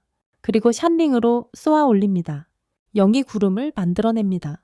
그리고 그는 재빨리 모두에게 숨을 수 있는 동안 달리라고 말합니다. 그들이 전력 질주합니다. 그 그룹은 자신들이 너무 느리게 움직이고 있다고 느끼지 않을 수 없습니다. 루타는 크라이가 티노의 부상을 고려하며 속도를 맞추고 있다고 생각합니다. 하지만 우리는 곧 진실을 알게 됩니다. 이것이 크라이가 달릴 수 있는 최대 속도입니다. 그들이 탈출하는 동안 티노는 그녀의 주인의 친절함을 회상합니다. 처음 만났을 때를 기억해. 그때는 그녀는 몇몇 험상궂은 남자들에게 괴롭힘을 당하고 있었어. 그리고 슬픔에 잠긴 영혼들이 그녀를 구해줬어. 이름을 물어본 후에 그녀는 그들과 함께하고 싶다는 결심을 했어. 마침내 그들은 괴물들로부터 도망칠 수 있게 되었고 그룹은 크라이가 그들을 구했다며 감사의 뜻을 표한다. 그때 크라이는 티노의 부상을 발견한다. 그리고 그녀에게 위험한 임무를 시킨 것에 대해 사과한다. 티노가 그를 안심시킨다. 별일 아니라고 말하며 그리고 크라이는 상황에도 불구하고 잘 해냈다고 그녀를 칭찬한다. 그의 칭찬에 그녀는 눈에 띄게 행복해진다. 그러고 나서 크라이가 유물을 꺼낸다. 그리고 그것으로 그녀의 다리를 완전히 치유한다. 길버트는 크라이가 치유를 위해 유물을 사용하고 있다는 사실에 충격을 받는다. 크라이는 평소에 직설적인 방식으로 사실 그는 유물을 거의 모든 것에 사용한다고 생각한다. 그렉은 여전히 모든 것을 처리하고 있다. 크라이가 몬스터들을 이겼는지 물어본다. 크라이는 그가 이기지 못했다고 인정하고 그 상황에서 달아나는 것이 최선의 선택이었다고 설명한다. 그리고 그들은 그것에 연연하지 말라고 종용한다. 그리고 그들에게 따라오라고 말한다. 그들이 따라오면서 크라이는 자신이 어디에 있는지 전혀 모르겠다는 절망적인 인식을 갖게 된다. 또는 출구가 어디인지 모른다. 그는 조용히 속으로 지금 무엇을 해야 할지 전혀 모르겠다고 생각한다. 그런 다음 이야기는 6년 전으로 돌아간다. 루크와 다른 사람들이 크라이의 유물 수집품을 처음으로 보게 된다. 그들은 그 유물들을 보며 감탄한다. 그래서 리즈가 크라이에게 자신만을 위한 것을 고르라고 요청한다. 크라이는 그러면서 자신이 그렇게 하겠다고 약속한 적이 있다고 말한다. 그리고 루크는 소외되고 싶지 않아 불공평하다고 항의한다. 그리고 크라이에게 자신을 위한 유물도 고르라고 요청한다. 곧 모든 팀원이 같은 요청을 하게 된다. 그러다가 파티의 한 멤버가 호기심의 유물을 가리키며 그것에 대해 질문한다. 그래서 크라이는 그것이 보관할 수 있는 아이템이 더 많은 마법의 가방이라고 설명한다. 그 소녀는 감명받고 그 가방이 공간을 왜곡해야 한다고 깨닫는다.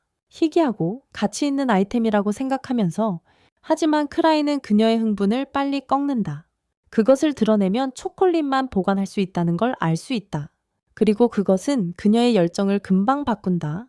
한편 리즈는 유물 중 하나인 팔찌를 차고 얼마나 귀여운지 감탄한다.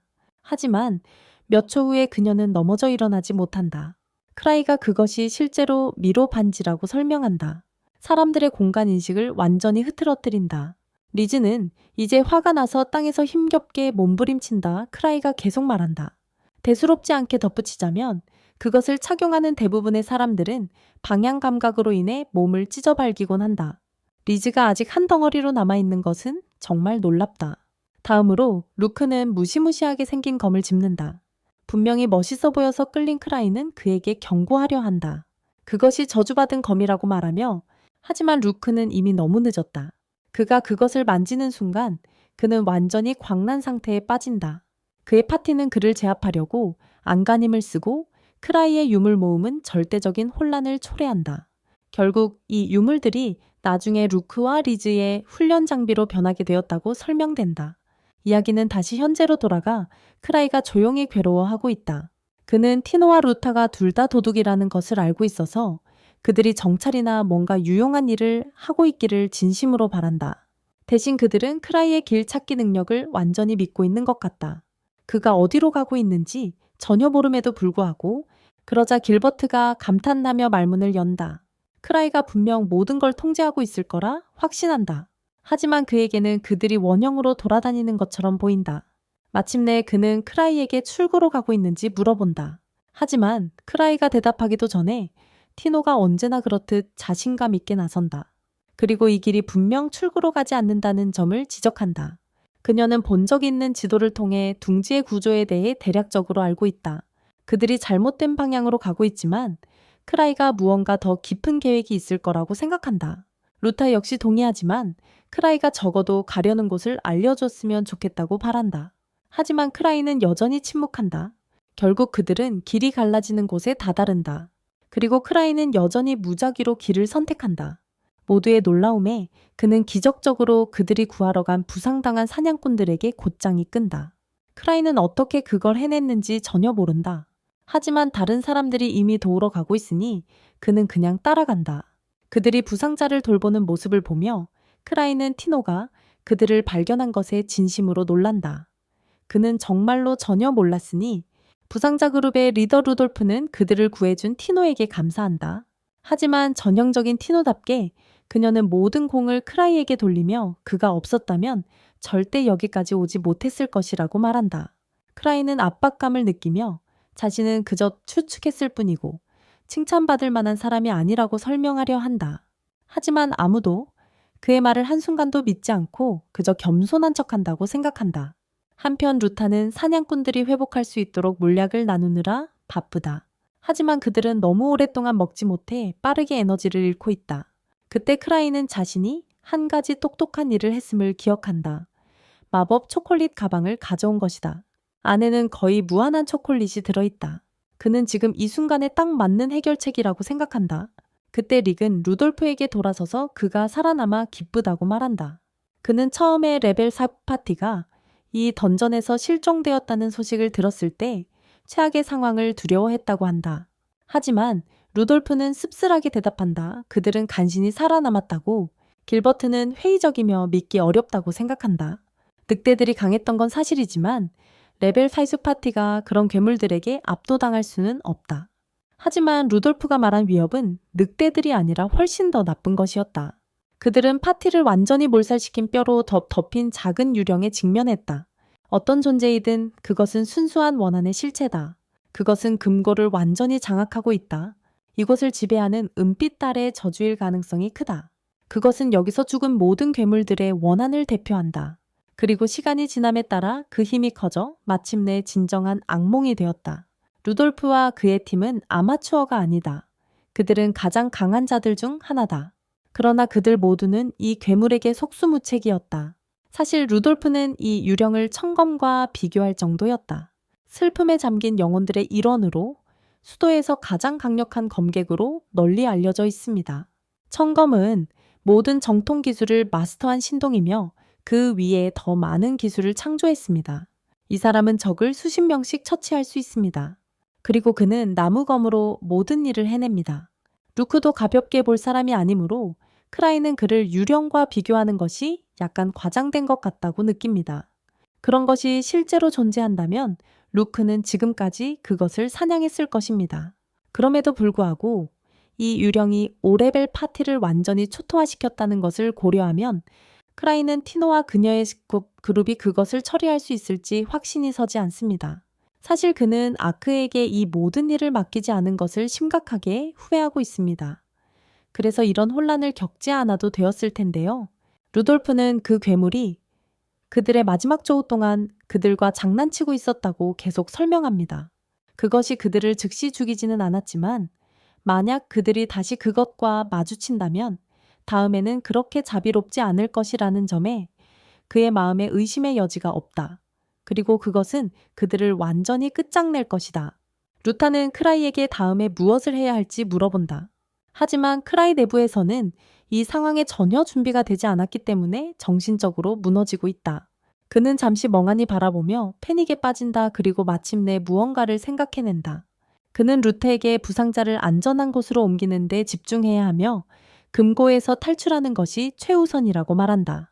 게다가 원래 이 임무는 티노의 것이었으므로 그는 앞으로 그녀가 책임을 져야 한다고 말한다. 티노는 크라이처럼 전설적인 사람이 주변에 있을 때 자신이 리더가 될 자격이 없다고 당황하며 주장한다. 하지만 크라이는 책임을 지고 싶지 않아서 리더가 되고 싶지 않다. 결국 티노는 마지못해 리드를 맡기로 동의하고 크라이의 계획인 출구로 향하겠다고 반복한다. 그리고 크라이가 그녀의 다리를 치료해 준 덕분에 그들은 좋은 속도로 이동할 수 있을 것이다.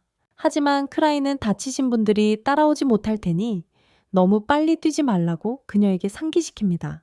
그는 주로 자신의 이익을 위해 그렇게 말합니다. 그는 티노의 전속력에 따라가기에는 자신이 너무 체력이 떨어진 것을 잘 알고 있습니다. 그들이 금고를 지나갈 때 티노는 그들이 출구에 가까워지고 있다고 알립니다. 지금까지 그들은 치명적인 유령을 만나지 않아 운이 좋았습니다.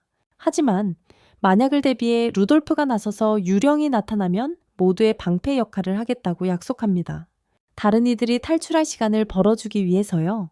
티노는 빠르게 그럴 필요 없다고 그를 안심시키며 크라이가 함께하는 한 모두가 안전하게 나올 것이라고 확신합니다. 하지만 크라이는 같은 수준의 자신감을 느끼고 있지 않습니다. 사실 그는 그 유령이 나타나면 티노를 붙잡고 나머지를 버릴 준비를 이미 하고 있습니다. 그렇지만 지금은 남은 안전링이 5개 있어 긍정적인 마음을 유지하려고 한다. 최소한 싸움이 일어난다면 잠시 동안은 생존할 수 있다. 하지만 그게 전부다. 그의 총링은 작동하지 않는다. 그리고 여기로 날아오는 동안 가지고 있던 유일한 검 유물도 잃어버렸다. 그래서 긍정적인 마음을 유지하는 것은 지금 조금 힘든 상황이다. 바로 그때 모두가 불길한 기운을 느낀다. 그리고 모두 전투 자세로 돌변한다. 크라이는 티노 앞에 서서 그녀를 보호할 결심을 한다. 그는 공격 유물이 없다. 하지만 다가오는 것에 자신을 던질 준비가 되어 있다. 그가 윙수트를 입고 인간 미사일처럼 날아오르는 것을 의미하더라도 말이야. 팬텀에 가까워지면서 분위기가 변한다. 모두가 두려움에 얼어붙고 이 녀석에게는 전혀 상대가 되지 않을 것이라는 것을 이미 알고 있다. 하지만 티노는 팬텀 뒤에 있는 더 무서운 것을 발견하고 공포가 더욱 커진다. 그리고 압도적인 불길한 느낌이 그녀를 휘감는다. 그래서 그녀는 크라이에게 도움을 간청하기 시작한다. 한편 크라이는 두 번째 인물을 인식하지만 무서움보다 혼란스러움이 더 크다. 그녀가 왜 여기 나타났는지 전혀 모르기 때문이다. 갑자기 두 번째 인물인 플래시가 나타나 팬텀을 단 한 번의 발차기로 파괴한다. 그 힘을 목격한 후 크라이의 마음속에는 이게 리즈라는 의심의 여지가 없다. 그녀는 가볍게 시라이에게 다가가 팬텀을 벽에 찼던 것이 괜찮았는지 확인하기 위해 질문한다. 무슨 일이 일어나고 있는지 전혀 모른다고 인정한다. 하지만 시라이는 여전히 멍한 표정으로 그녀에게 걱정할 필요가 없다고 말한다. 린는 안도하며 오는 길에 크레이의 검 유물 중 하나가 땅에 누워있는 것을 발견했다고 언급한다. 루다와 귤랭는 즉시 릿가 누구인지 알아본다. 하지만 루돌프는 그녀에 대해 들어본 적이 없다. 린는 슬픈 영혼에 대해 모르는 헌터들이 있다는 사실에 믿기지 않는다는 듯 눈을 가늘게 뜬다. 그녀는 시라이를 보러 달려가면서 이미 긴장한 상태였다. 그런데 그가 이 금고로 갔다고 들었다. 처음에 그녀는 시라이가 지나치게 조심스러운 것이라고 생각했다. 티노가 이 임무를 혼자 처리할 수 있을 거라고 확신하고 있었죠. 그래서 그녀가 도착했을 때 티노가 사소한 금고 관리조차 제대로 하지 못하고 있다는 것을 보았을 때의 실망감을 상상해 보세요. 기버트는 티노가 잘못한 것이 없다며 말하려고 합니다. 하지만 리즈는 그런 식으로 넘어가지 않으며 막대기를 휘두르듯이 기버트를 벽으로 밀어넣어 그를 거의 죽게 만듭니다. 더 이상 방해받지 않고 리즈는 티노에게 모든 훈련에도 불구하고 이렇게 무능하고 약한 모습을 보여줘서 분노를 되돌립니다. 티노는 용서를 구하기 시작하며 리즈가 정말로 그녀를 꾸짖고 있어서 크라이가 거의 볼 수 없을 정도입니다. 리즈가 계속 소리를 지르면서 팬텀은 그 혹독한 발길질로부터 회복되기 시작합니다. 그리고 겔과 루타는 기버트에게 치유 포션을 뿌리며 그가 받은 충격으로부터 살아남도록 노력하고 있습니다. 티노도 같은 상황에 처하게 하고 싶지 않은 크라이가 나서서 리즈를 진정시키려고 합니다. 크리는 티노가 자신이 사냥꾼들을 구출하러 보냈기 때문에 이런 분노를 받아야 할 이유가 없다고 상기시킵니다. 그리고 실제로 그녀는 임무를 완수했습니다. 그녀를 무능하다고 부르는 것은 공정하지 않다. 그녀가 모든 것을 잘 처리한 것을 고려하면 더욱 그렇다.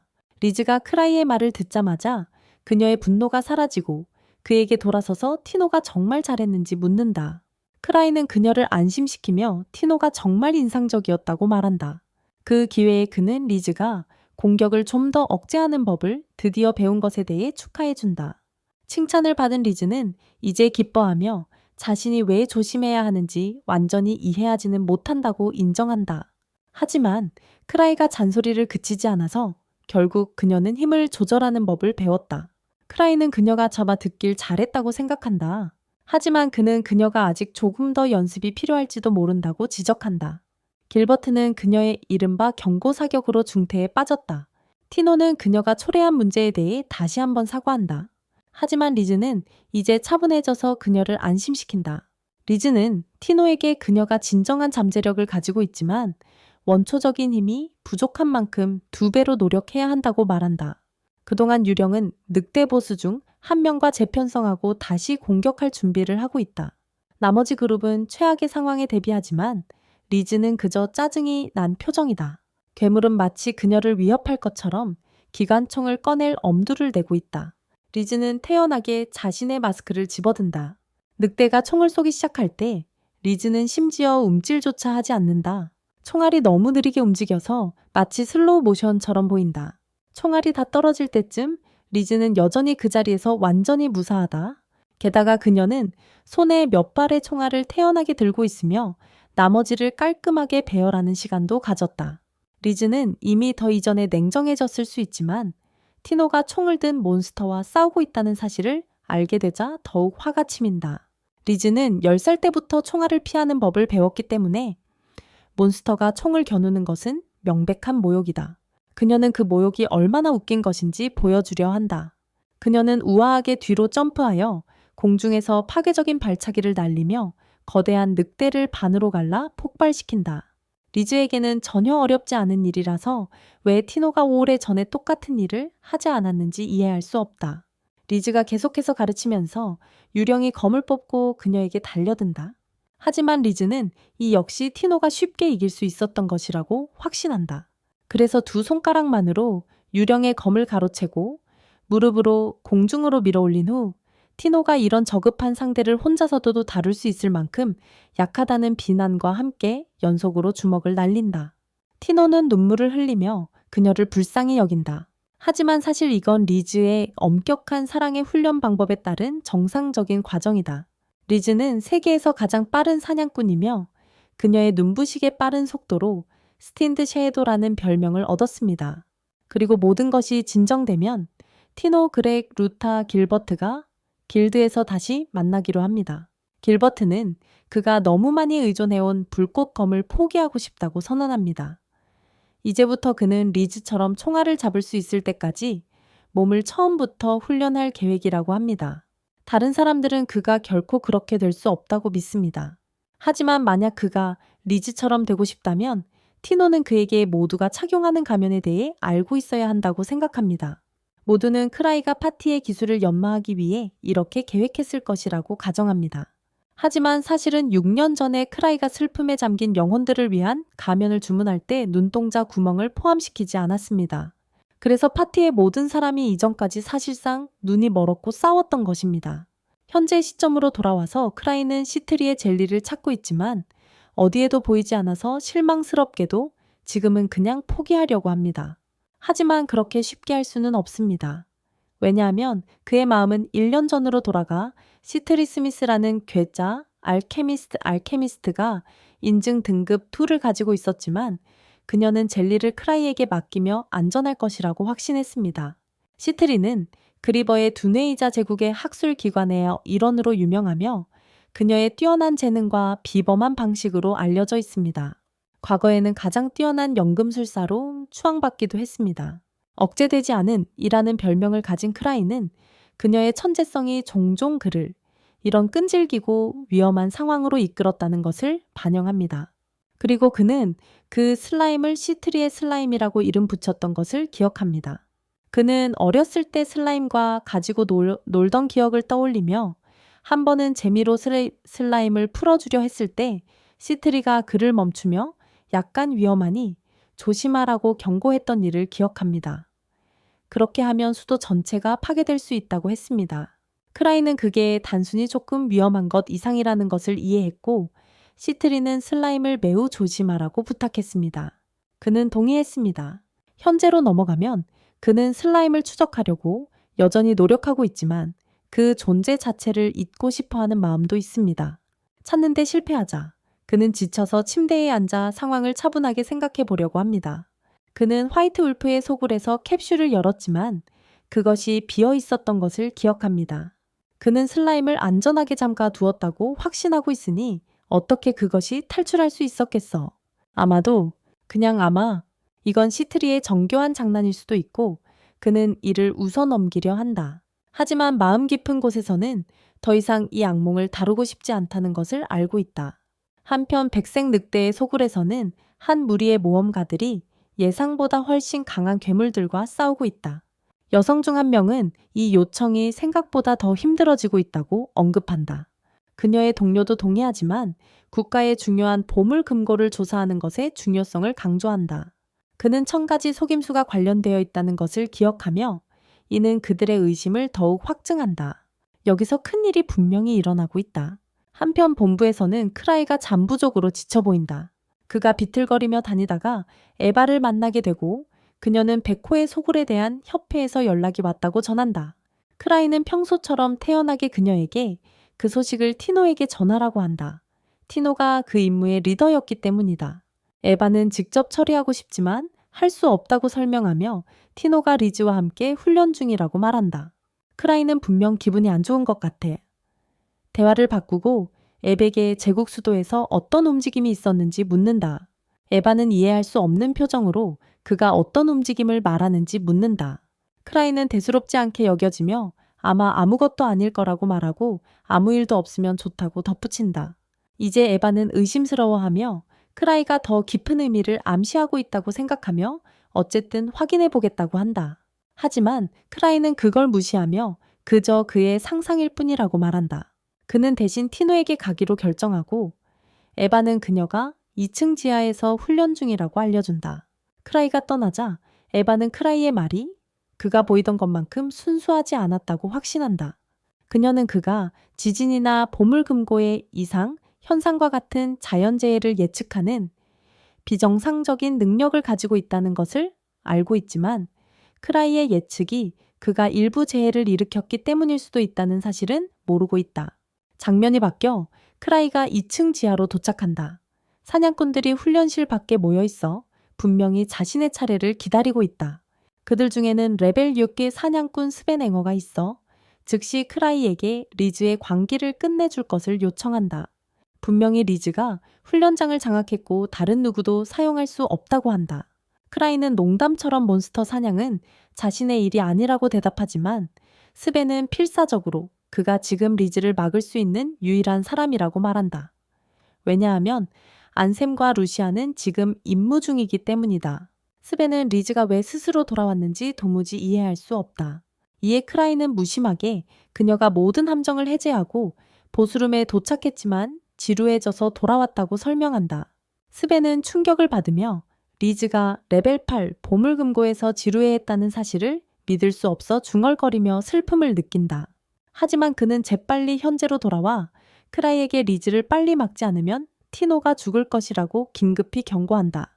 하지만 크라이가 평소처럼 느긋한 태도로 심각한 상황은 아니라고 생각하며 인간이 그렇게 쉽게 죽지 않는다고 믿고 있다.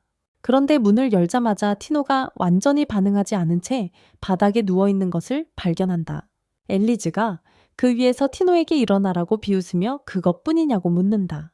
티노가 움직이지 않자 엘리즈는 끝내려고 하지만 크라이가 그녀를 제지한다. 그녀는 약간 짜증을 내며 크라이에게 무슨 문제냐고 묻고 티노를 훈련시키는 중이라고 말한다. 그녀는 티노가 너무 약하다는 것이 놀랍고 자신이 그 나이 때는 훨씬 강했다고 주장한다. 크라이는 엘리즈가 화가 나 있다는 것을 알고 있지만 부드럽게 티노가 한계에 도달했으니 오늘은 그만하자고 말한다. 엘리즈는 예상치 못하게 아무 이해 없이 동의한다. 그러나 뒤에서 티노가 엘리즈의 발을 잡고 크라이가 지켜보는 가운데 계속 싸울 의지를 가지고 있다고 숨이 차게 말한다. 엘리즈는 티노를 그렇게까지 일으키려는 크라이에게 감탄한다. 그리고 미소를 지으며 다시 훈련 세션을 시작한다. 크라이가 방을 떠나며 사냥꾼들에게 사과하고 리즈가 그런 기분일 때는 이성적인 말을 듣지 않을 것이라고 설명합니다. 스벤이 어깨를 으쓱하며 도움이 안 되는 상황이라고 말하고 크라이가 티노에게 얼마나 혹독한지에 대해 언급합니다. 크라이가 리즈를 얼마나 밀어붙이는지 보고 크라이가 이를 부인하려 하지만 스벤은 그 설명에 관심이 없어 손사래를 칩니다. 그래서 크라이는 넘어가고 스벤과 함께 이야기를 나눕니다. 스벤은 최근에 안 좋은 소식을 크라이에게 알려줍니다. 북쪽 길이 여러 유령 때문에 폐쇄되었으며 상황은 아직 조사 중이라고 합니다. 더욱이 문제인 것은 확인하러 간 기사들이 살해되었다는 것입니다. 크라이는 백마의 굴에서 온 유령이 여행자를 공격했다는 소식을 듣고 그 보물구에 문제가 있을 것 같다고 생각합니다. 그래서 그는 이것이 가르크가 자신을 부른 이유일지도 모른다고 생각합니다. 그런 다음 아크를 생각하며 이런 난관을 해결할 사람이 아크였으면 좋겠다고 바라봅니다. 아크가 지휘했을 때 모든 일이 더 순조롭게 진행된 것 같습니다. 결국 크라이는 아크가 돌아올 때까지 시간을 벌기로 결정합니다. 크라이가 차분하게 보이자 스벤은 혼란스러운 상황에서도 이렇게 차분할 수 있는지 말한다. 크라이는 속으로 으쓱하며 이 모든 혼란이 그에게 직접적인 문제가 아니기 때문이라고 생각한다. 그는 오베사 크로스를 가르크에게 넘기면 극간 문제는 그의 것이 아니라고 생각한다. 그렇게 크라이는 스벤과 그의 파티에게 연합의 임무를 받아들이자는 제안을 한다. 그들은 훈련실을 사용할 수 없으니 말이다. 그리고 그는 그들과 함께 가면서 가르크에게 바빠서 소집에 응할 수 없다는 사실을 알려야 한다고 덧붙인다. 크라이가 떠나자 스벤의 파티원은 크라이의 머릿속이 어떻게 돌아가는지 전혀 모르겠다고 중얼거린다. 그는 크라이가 그냥 편하게 살아가고 있다고 생각한다. 클랜에서 누워서 지내는 동안 다른 사람들은 보물창고를 탐험하며 등뼈를 부러뜨리고 있다. 스벤은 새로운 멤버의 불평에 지쳤다. 크라이가 항상 이런 식으로 행동해 왔다고 설명한다. 그리고 이것이 클랜의 운영 방식이다. 그는 새로운 멤버에게 지금은 이해되지 않을 수 있지만 크라이는 그런 편한 척하는 태도 아래의 괴물 같은 존재라는 것을 덧붙인다. 스벤은 그의 무지한 동료에게 겉모습만 보고 판단하지 말고 크라이가 하는 말을 더 주의 깊게 들으라고 경고한다. 항상 그 이면에는 더 많은 일이 벌어지고 있으니까 그리고 새로운 동료는 마침내 메시지를 이해한다. 한편 가크는 화이트 울프의 소굴과 주변 지역에서 아무것도 변하지 않았다는 사실을 이해하려고 애쓰고 있다. 그래서 그는 그 보물 금고에서 도대체 무슨 일이 일어난 건지 궁금해한다. 그는 그 일이 인간이 만든 것이라고 확신하며 크라이와 이야기해야 한다고 생각한다. 하지만 그가 앞서 나가려 할 때 그의 보조인 카이나가 이미 옵시디안 크로스가 크라이가 바쁘다고 말했음을 상기시킨다. 가크는 그것을 믿지 않고 그냥 크라이를 직접 만나야겠다고 말한다. 크라이가 어떤 정보를 가지고 있을 것이라고 확신하면서 카이나는 혼란스러운 표정으로 가크가 왜 그렇게 생각하는지 묻는다. 가크는 크라이가 최근에 보물 금고를 자주 찾지 않았지만 어떤 이유로 이곳에는 특별히 들렀다고 지적한다. 그것만으로도 뭔가 이상하다는 것을 알 수 있다. 어딘가 음침한 시설에서는 연구원들이 전면적인 패닉 상태에 빠져 있다. 그들의 수석과학자는 고급 헌터가 개입했다는 사실을 믿을 수 없다. 그는 협회가 그들이 무슨 짓을 하고 있는지 알아내는 것은 시간 문제라는 것을 안다. 하지만 더 나쁜 것은 그들이 1000개의 속임수가 그들이 들었던 것보다 훨씬 더 위험하다는 것을 깨닫게 된다. 알고 보니 이 수상한 집단은 자신들을 아카식 타워의 마법 사회라고 부른다. 그리고 그들은 최근 발생하고 있는 이상한 일들 뒤에서 조종하고 있는 사람들이다. 그들은 헌터들이 끈질기다고 불평하며 헌터들이 이상 현상의 원인을 밝혀낼 때까지 물러나지 않을 것임을 알고 있다. 진정시키려는 리더는 그들의 최종 목표가 의도적으로 보물 금고를 만드는 방법을 개발하는 것이라고 설명한다. 그리고 그들의 연구가 성공하면 끝없는 보물 금고를 생성할 수 있게 될 것이다. 그러자 부하 중 한 명이 지금 시설을 떠나는 게 좋겠다고 제안하며 티몬 소피아가 모든 것이 무너지는 동안 휴가를 간 것에 바플렛된다. 하지만 리더는 동요하지 않는데 그는 그녀의 휴가를 승인한 사람이기 때문이다. 그는 소피아가 소통의 돌로 연락을 했고 곧 돌아올 것이라고 안심시킨다. 그는 소피아가 돌아오면 모든 문제가 해결될 것이라고 확신한다. 그래서 그는 팀에게 그동안 정보 수집에 집중하라고 지시한다. 이후 우리는 크라이가 시트리의 슬라임이 수도를 파괴하는 악몽에 갇혀있는 모습을 보게 되고 그는 죽음에 쫓기듯 비명을 지르며 깨어난다. 악몽이었음을 안 크라이는 안도에 한숨을 내쉬고 옆에 리즈가 누워있는 것을 발견한다. 그녀도 그의 비명에 깨어난 것 같다. 그녀는 그의 침대에 몰래 들어오는 습관이 있는 모양인데 그래서 그가 그렇게 더웠던 이유를 설명해 준다. 리즈의 몸은 항상 이유 없이 뜨겁다. 그녀는 크라이에게 오늘 시간이 있는지 물으며 함께 하루를 보내고 싶어 한다. 크라이는 혼란스러워하며 그녀가 티노나 자신을 훈련시키지 않아도 되는 것인지 궁금해한다. 하지만 리즈는 휴식을 취하고 있다고 어깨를 으쓱한다. 크라이는 방금 꿨던 악몽에서 쉽게 벗어나 동의한다. 나중에 가크가 발자국 본부에 나타나 크라이를 찾지만 크라이와 리즈가 나가려는 모습을 본다. 그들이 나가는 것을 막으려 할 때 리즈가 짜증을 내며 크라이가 오늘 바쁘다고 말한다.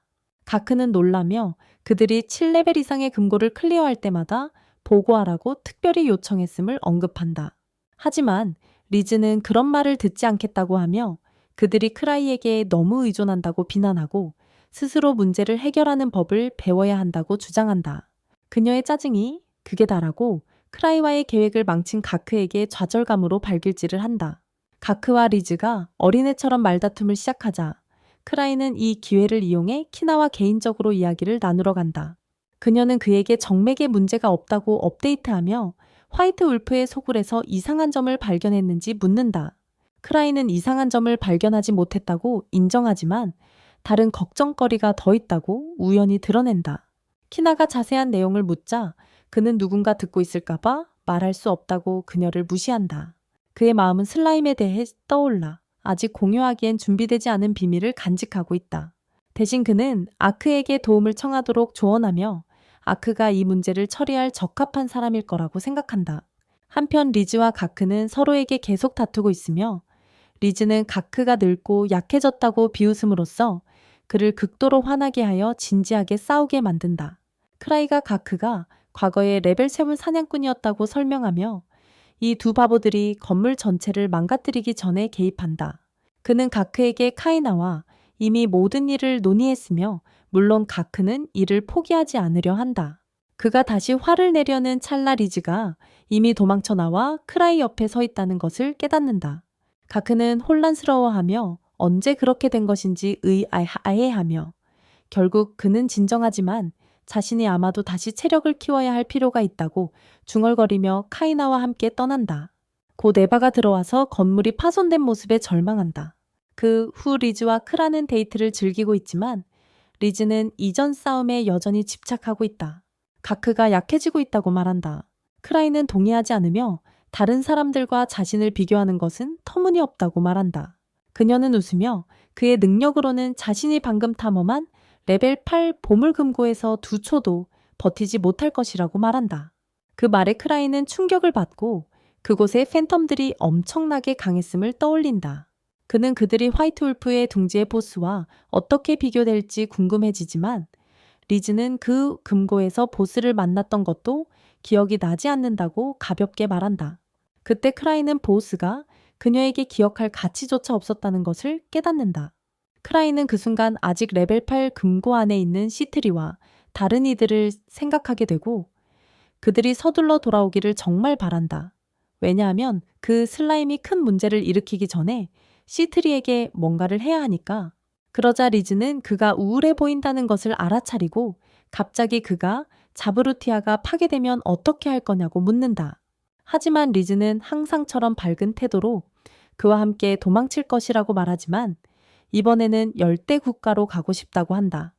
왜냐하면 그녀는 바다를 본 적이 없으니까. 크라이는 그녀가 거의 성가시게 낙관적이라고 생각한다. 그러다 갑자기 리즈가 그들을 지켜보고 있던 남자를 붙잡는다. 크라이는 그녀에게 그를 놓아주라고 부탁하고 그녀가 놓아주자 그 남자는 도망친다. 리즈는 그가 일부러 그 남자를 놓아준 것인지 궁금해다며 그의 연기가 얼마나 뛰어난지 믿을 수 없다고 생각하지만 크라이는 그녀가 무슨 말을 하는지 전혀 이해하지 못하고 있다. 한편 그 남자는 은신처에 틀어박혀 리즈가 자신을 알아챈 것에 혼란스러워하고 있다. 그는 또한 크라이가 자신을 놓아준 이유에 대해 머리를 긁적이며 그들이 이미 얼마나 많은 것을 알고 있는지 궁금해한다. 다른 곳에서는 한 젊은 여성이 앞서 본 음흉한 연구자들의 리더 도크티스 코울리어에게 다가간다. 그녀는 자신을 소피아 블랙이라고 소개하며 그의 제자가 되고 싶다고 말하고 그의 작업에 깊은 관심을 가지고 있다고 전한다. 그녀의 결단력에 감명을 받은 노크티스는 그녀를 자신의 제자로 삼기로 동의한다. 이야기는 플래시백으로 전환되며 가크가 오브시디언 크로스가 다시 한번 크라이가 만나기에는 너무 바쁘다고 알리는 것을 보고 분노하고 있는 모습이 보인다. 가크는 크라이에게 질문이 산더미처럼 쌓여 있지만 항상 같은 진부한 변명만 한다고 중얼거린다. 그는 오브시디언 크로스가 이곳에 임무를 가지고 왔던 것을 기억하며 그들을 진정으로 믿을 수 있는지 궁금해한다. 그들은 그가 믿을 수 있다고 확신시킨다. 그래서 가르크는 그들에게 100늑대의 굴을 조사하라고 지시합니다. 현재로 돌아와서 검은 십자군이 100늑대의 굴에서 몬스터들과 전투 중인 것을 발견합니다. 스벤은 이대로라면 크라이의 손에 모든 것이 들어맞는 것 같다는 생각을 합니다. 그런 다음 장면은 크라이와 리즈가 슬럼가를 거닐고 있는 모습으로 옮겨갑니다. 리즈는 이것이 데이트라고 생각해 기뻐합니다. 크라는 즉시 이곳이 제국 궁전에서 가장 위험한 지역이라고 말하며 이곳에서 리즈를 보는 현지인들의 불안한 반응을 주목합니다. 그리고 이곳이 진짜 데이트가 아니라고 명확히 설명합니다. 리즈는 호기심에 찬 표정으로 크라이가 무언가를 찾고 있는지 물어봅니다. 크라는 그렇다고 인정하며 에바의 정보에 따르면 이 지역에서는 사람들이 사라지는 일이 시작되었다고 말합니다. 이런 일은 이런 곳에서는 드물지 않은 일이지만 그래도 꽤 무섭습니다. 특히 시트러스 슬라임이 관련되어 있다면 농담이 아닙니다. 또한 크라는 최근 이 지역에 새로 문을 연 아이스크림 가게를 기억해냅니다. 그래서 그들은 거기로 가보기로 결정합니다. 그는 그들이 가게로 가자고 제안하고 리즈는 그와 함께 걸으면서 행복하게 그의 팔에 매달린다. 한편 리즈가 이전에 붙잡았던 남자는 근처 건물에서 그들을 엿보고 있다. 그는 그들이 여기에 왜 있는지 그리고 크라이가 일부러 그를 풀어줘서 추적당하게 만든 것인지 궁금해한다. 하지만 그는 아무도 자신을 따라온 적이 없다고 확신한다. 그는 아무도 그들의 새로운 아이스크림 가게가 사실은 연구 기지라는 것을 추측할 수 없다고 확신하며 1000가지 속임수가 이것을 어떻게 알아냈는지 혼란스러워한다. 그는 서둘러 가게를 닫기로 결정한다. 소피아가 도착했을 때 그는 그녀를 보게 되어 안도하고 크라이와 리즈가 가게에 도착했을 때 그들은 문이 잠겨 있는 것을 발견한다. 리즈는 짜증이 나서 문을 부수려만 하지만 크라이는 그들에게 오늘 하루만 문을 닫았을 수도 있다고 말리며 그녀를 막는다. 리즈는 방금 전에 열려 있었다고 주장하며 공기 중에 단내가 여전히 난다고 말한다. 안에서는 남자가 그들의 대화를 듣고 긴장하며 땀을 흘리지만 크라이와 리즈가 포기하고 떠나려 할 때 안도의 한숨을 내쉰다. 클랜으로 돌아온 크라이는 조사가 헛수고로 돌아가서 불만을 느끼고 있다. 그는 시트리의 슬라임이 도대체 어디로 사라졌는지 궁금해하며 리즈에게 시트리가 언제 나이트 팰리스를 돌아올지 물어본다. 리즈는 자신도 모른다고 인정하지만 크라이를 위해 기꺼이 도와주겠다고 말한다. 하지만 크라이는 자신이 필요로 하는 것은 마법 생물에 대한 전문 지식이 필요하다고 설명하고 리즈는 그 부분에 대해서는 도와줄 수 없다고 알고 있다.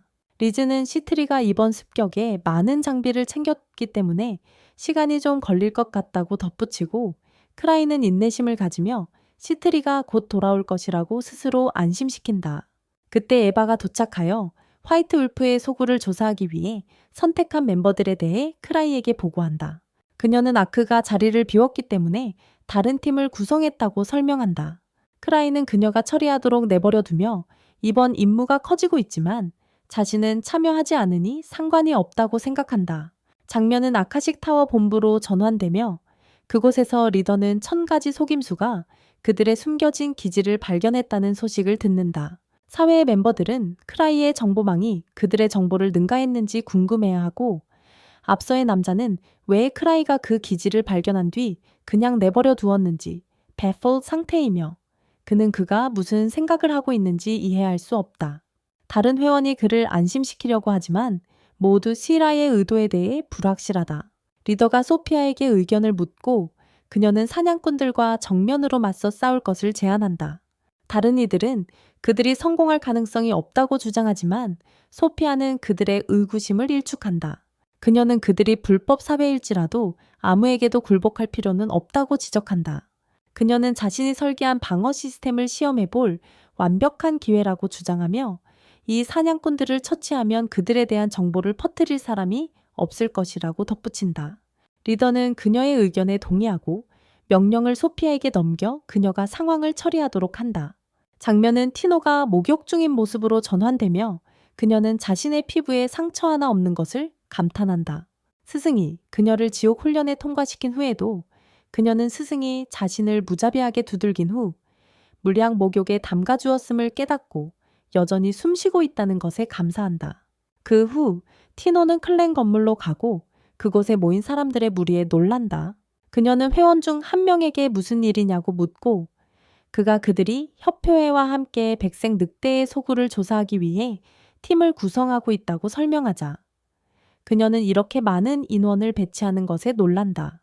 그 멤버는 크라이가 처음에 아크를 보내고 싶어 했지만 아크가 자리를 비우고 있어서 이 사람들이 대체로 나선다고 덧붙입니다.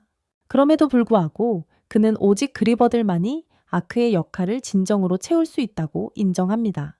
티노는 그녀의 마지막 방문 이후 그 보물 창고에서 무슨 일이 있었던 것인지 궁금해하며 크라이조차도 이 상황에 놀란 모습을 보입니다. 에바가 나와서 크라이에게 이것이 어제 논의한 팀이라고 말합니다. 그러나 크라이는 망설이며 그렇게 많은 사람을 예전에 3단계 보물 창고에 보내는 것이 불확실하다고 생각합니다. 그는 이 숫자의 절반만으로도 충분할 것이라고 생각하지만 사냥꾼들은 그 생각에 겁을 먹습니다. 그들은 임무가 원래 아크를 위해 계획된 것이라며 그에게 제고해달라고 간청합니다. 크라이는 이 임무가 그렇게 힘들지 않다고 생각하며 단지 마음의 평화를 위해 아크가 필요했다고 말합니다. 에바는 모두를 진정시키려 하며 크라이가 그들에게 무언가 말할 것이 있을 것이라고 이야기합니다. 그러자 크라이는 절반의 팀이면 예전의 3단계 보물 창고에 충분할 것이라고 선언합니다. 여전히 사냥꾼들은 불안해 보이고 그래서 그는 마침내 전체 팀을 보내기로 동의한다. 바로 그때 리즈가 뛰어들어 겁쟁이들을 조롱하며 자신과 티노가 임무를 혼자서 처리할 수 있다고 주장한다. 크라이는 티노를 그녀와 단둘이 두는 것이 맞는지 확신이 없고 리즈의 엄격한 훈련 아래에서 이미 얼마나 고통받았는지 알기 때문에 다른 이들이 처리할 수 있다고 주장하며 리즈의 제안을 무시한다. 그때 에바가 크라이에게 임무를 이끌어 달라고 요청한다. 크라이는 리더십을 스벤에게 넘기려 애쓰며 찡그린다. 하지만 에바는 스벤이 이미 금고 안에 있다고 상기시킨다. 크라이는 빠르게 생각하며 임무를 지휘하겠다고 동의하지만 바쁘다고 말하며 나중에 합류하겠다고 언급한다. 그래서 그때까지 스벤을 그들의 임시 리더로 지명한다. 에바는 수락하고 크라는 자신의 계획에 만족한다. 그는 임무가 마무리될 무렵에 맞춰 천천히 합류할 계획이다. 그 사이 스벤과 그의 파티는 100늑대의 굴에서 몬스터들과 싸우며 마주치는 모든 생물을 처치한다. 스벤은 이곳의 몬스터들이 강력하지만 특별히 예외적으로 보이지는 않는다고 생각하면서도 그들은 계속해서 전진하기로 결정한다. 부족에서는 리즈가 왜 남겨졌는지에 대해 화를 내며 크라이에게 다른 사람들과 함께 가게 해달라고 애걸복걸하지만 크라이는 그녀에게 다른 임무가 있다고 주장하며 거절한다. 리즈는 이를 듣고 기뻐하며 크라이는 그녀가 혼자서 보물창고로 달려가지 못하게 하기 위해 그렇게 말한 것이라고 속으로 미소 짓는다. 그러다 한 사냥꾼이 크라이에게 이번 임무에서 주의해야 할 특정한 것이 있는지 묻는다. 크라이는 슬라임에 대해 언급하고 이는 사냥꾼을 놀라게 한다. 고레벨 보물창고에는 슬라임이 있어선 안 된다는 것을 알고 있기 때문이다. 하지만 크라이는 그들이 슬라임을 주의하라고 경고하면서도 그 슬라임이 평범한 슬라임이 아닐 수도 있다고 덧붙인다. 그리고 사냥꾼들은 출발한다. 그 장면은 아카시크 타워의 멤버들에게로 옮겨간다. 그들은 완전한 패닉 상태에 빠져 있다. 그들은 사냥꾼들의 공격 규모에 경악하며 리더는 이를 무책임한 공격이라고 불평한다. 그는 그들이 진실을 찾는 것을 방해받고 있다고 투덜거리며 침입자를 짓밟아야 한다고 선언한다. 하지만 한 명의 회원이 상대방이 바로 타우슨 트릭스이라고 언급하며 그가 모든 그리빙 소울스 팀을 데려오면 문제가 될 수 있다고 경고합니다. 그러나 소피아는 태평한 모습을 보입니다. 그녀는 그리빙 소울스가 수도의 최상위 파티 중 하나라는 점은 인정하면서도 이미 그들의 공격에 대응할 방어 시스템을 구축했다고 지적합니다. 그녀는 현재 수도에 있는 그리빙 소울스의 3명의 멤버만이 있으며 그들은 크라이 리즈 그리고 사이트리라고 말합니다. 앞서 언급된 프리키라는 회원은 의심스럽게도 그녀가 어떻게 그렇게 확신하는지 묻습니다. 그러자 소피아는 자신의 정보 네트워크가 그의 것보다 훨씬 우월하다며 차갑게 답하고 이에 프리키 화가 납니다. 그녀는 또한 물리 공격에 대비해 준비를 하면 스타이플드 섀도우를 쉽게 처리할 수 있다고 덧붙이고 타우슨 트릭스는 파티 멤버 없이는 전력을 발휘할 수 없다고 지적합니다. 팀장은 시트리가 진짜 문제일 수 있다고 의심하지만 소피아는 그들의 요새 주변에 구축한 방어 시스템이 알케미스트의 마법 기술을 차단하도록 설계되어 있어 시트리가 들어올 수 없다고 안심시킵니다. 그녀는 시트리가 자신과 맞서는 적이라고 선언하고 그녀를 완전히 격파할 준비가 되어 있다고 말합니다. 소피아는 또한 시트리가 리더의 논문을 듣고 난 후부터 이 연구에 관심을 보이고 있다고 설명하며 그녀는 시트리 같은 사람이 그의 작업에 간섭할 자격이 없다고 확신합니다. 그리고 강렬한 신념으로 그녀는 다가오는 위협을 처리하기 위해 개발한 모든 자원을 사용할 허락을 청합니다. 리더는 주저없이 그것을 허락한다. 그는 모든 이에게 소피아의 명령을 자신의 명령처럼 따르라고 명령하지만 플릭은 이 결정에 대해 기쁘지 않은 듯 보인다. 장면은 스벤과 그의 팀으로 전환되며 그들은 여전히 조사의 한가운데에 있다. 스벤의 팀원들은 불평을 시작하며 왜 그들이 이 퀘스트에 나서야 하는지 의문을 제기한다. 그래서 스벤은 그들에게 선택의 여지가 없었다고 상기시킨다. 그것은 가크의 직접적인 명령이었다. 헨릭은 그들이 크라이의 엉망을 치우기 위해 여기 있는 것 같다고 중얼거린다. 그리고 스벤은 그것을 부인하지 않는다. 하지만 그는 언젠가 헨릭이 크라이가 얼마나 특별한 존재인지 결국 이해하게 될 것이라고 덧붙인다. 바로 그때 스벤은 통신기로 메시지를 받고 외부 상황이 바뀌었음을 깨닫는다. 그래서 그는 헨릭에게 경고음을 울리라고 말합니다. 헨릭이 그렇게 하고 보물금고의 모든 파티가 신호에 따라 밖으로 나가기 시작합니다. 밖에 나오자마자 한 파티원이 흑요석 십자가를 대면하여 왜 비상신호를 사용했는지 묻습니다. 명백히 평범한 일이 없는데 말이죠. 스벤은 차분하게 동의하지만 크라이가 슬라임에 주의하라고 조언했다고 설명합니다. 그러나 그 남자는 믿지 못하겠다는 듯이 크라이가 수도의 편안한 책상에서 그런 명령을 내릴 리가 없다고 비웃습니다. 결국 슬라임은 약한 생물들이라 그렇게 신경 쓸 필요가 없다는 겁니다.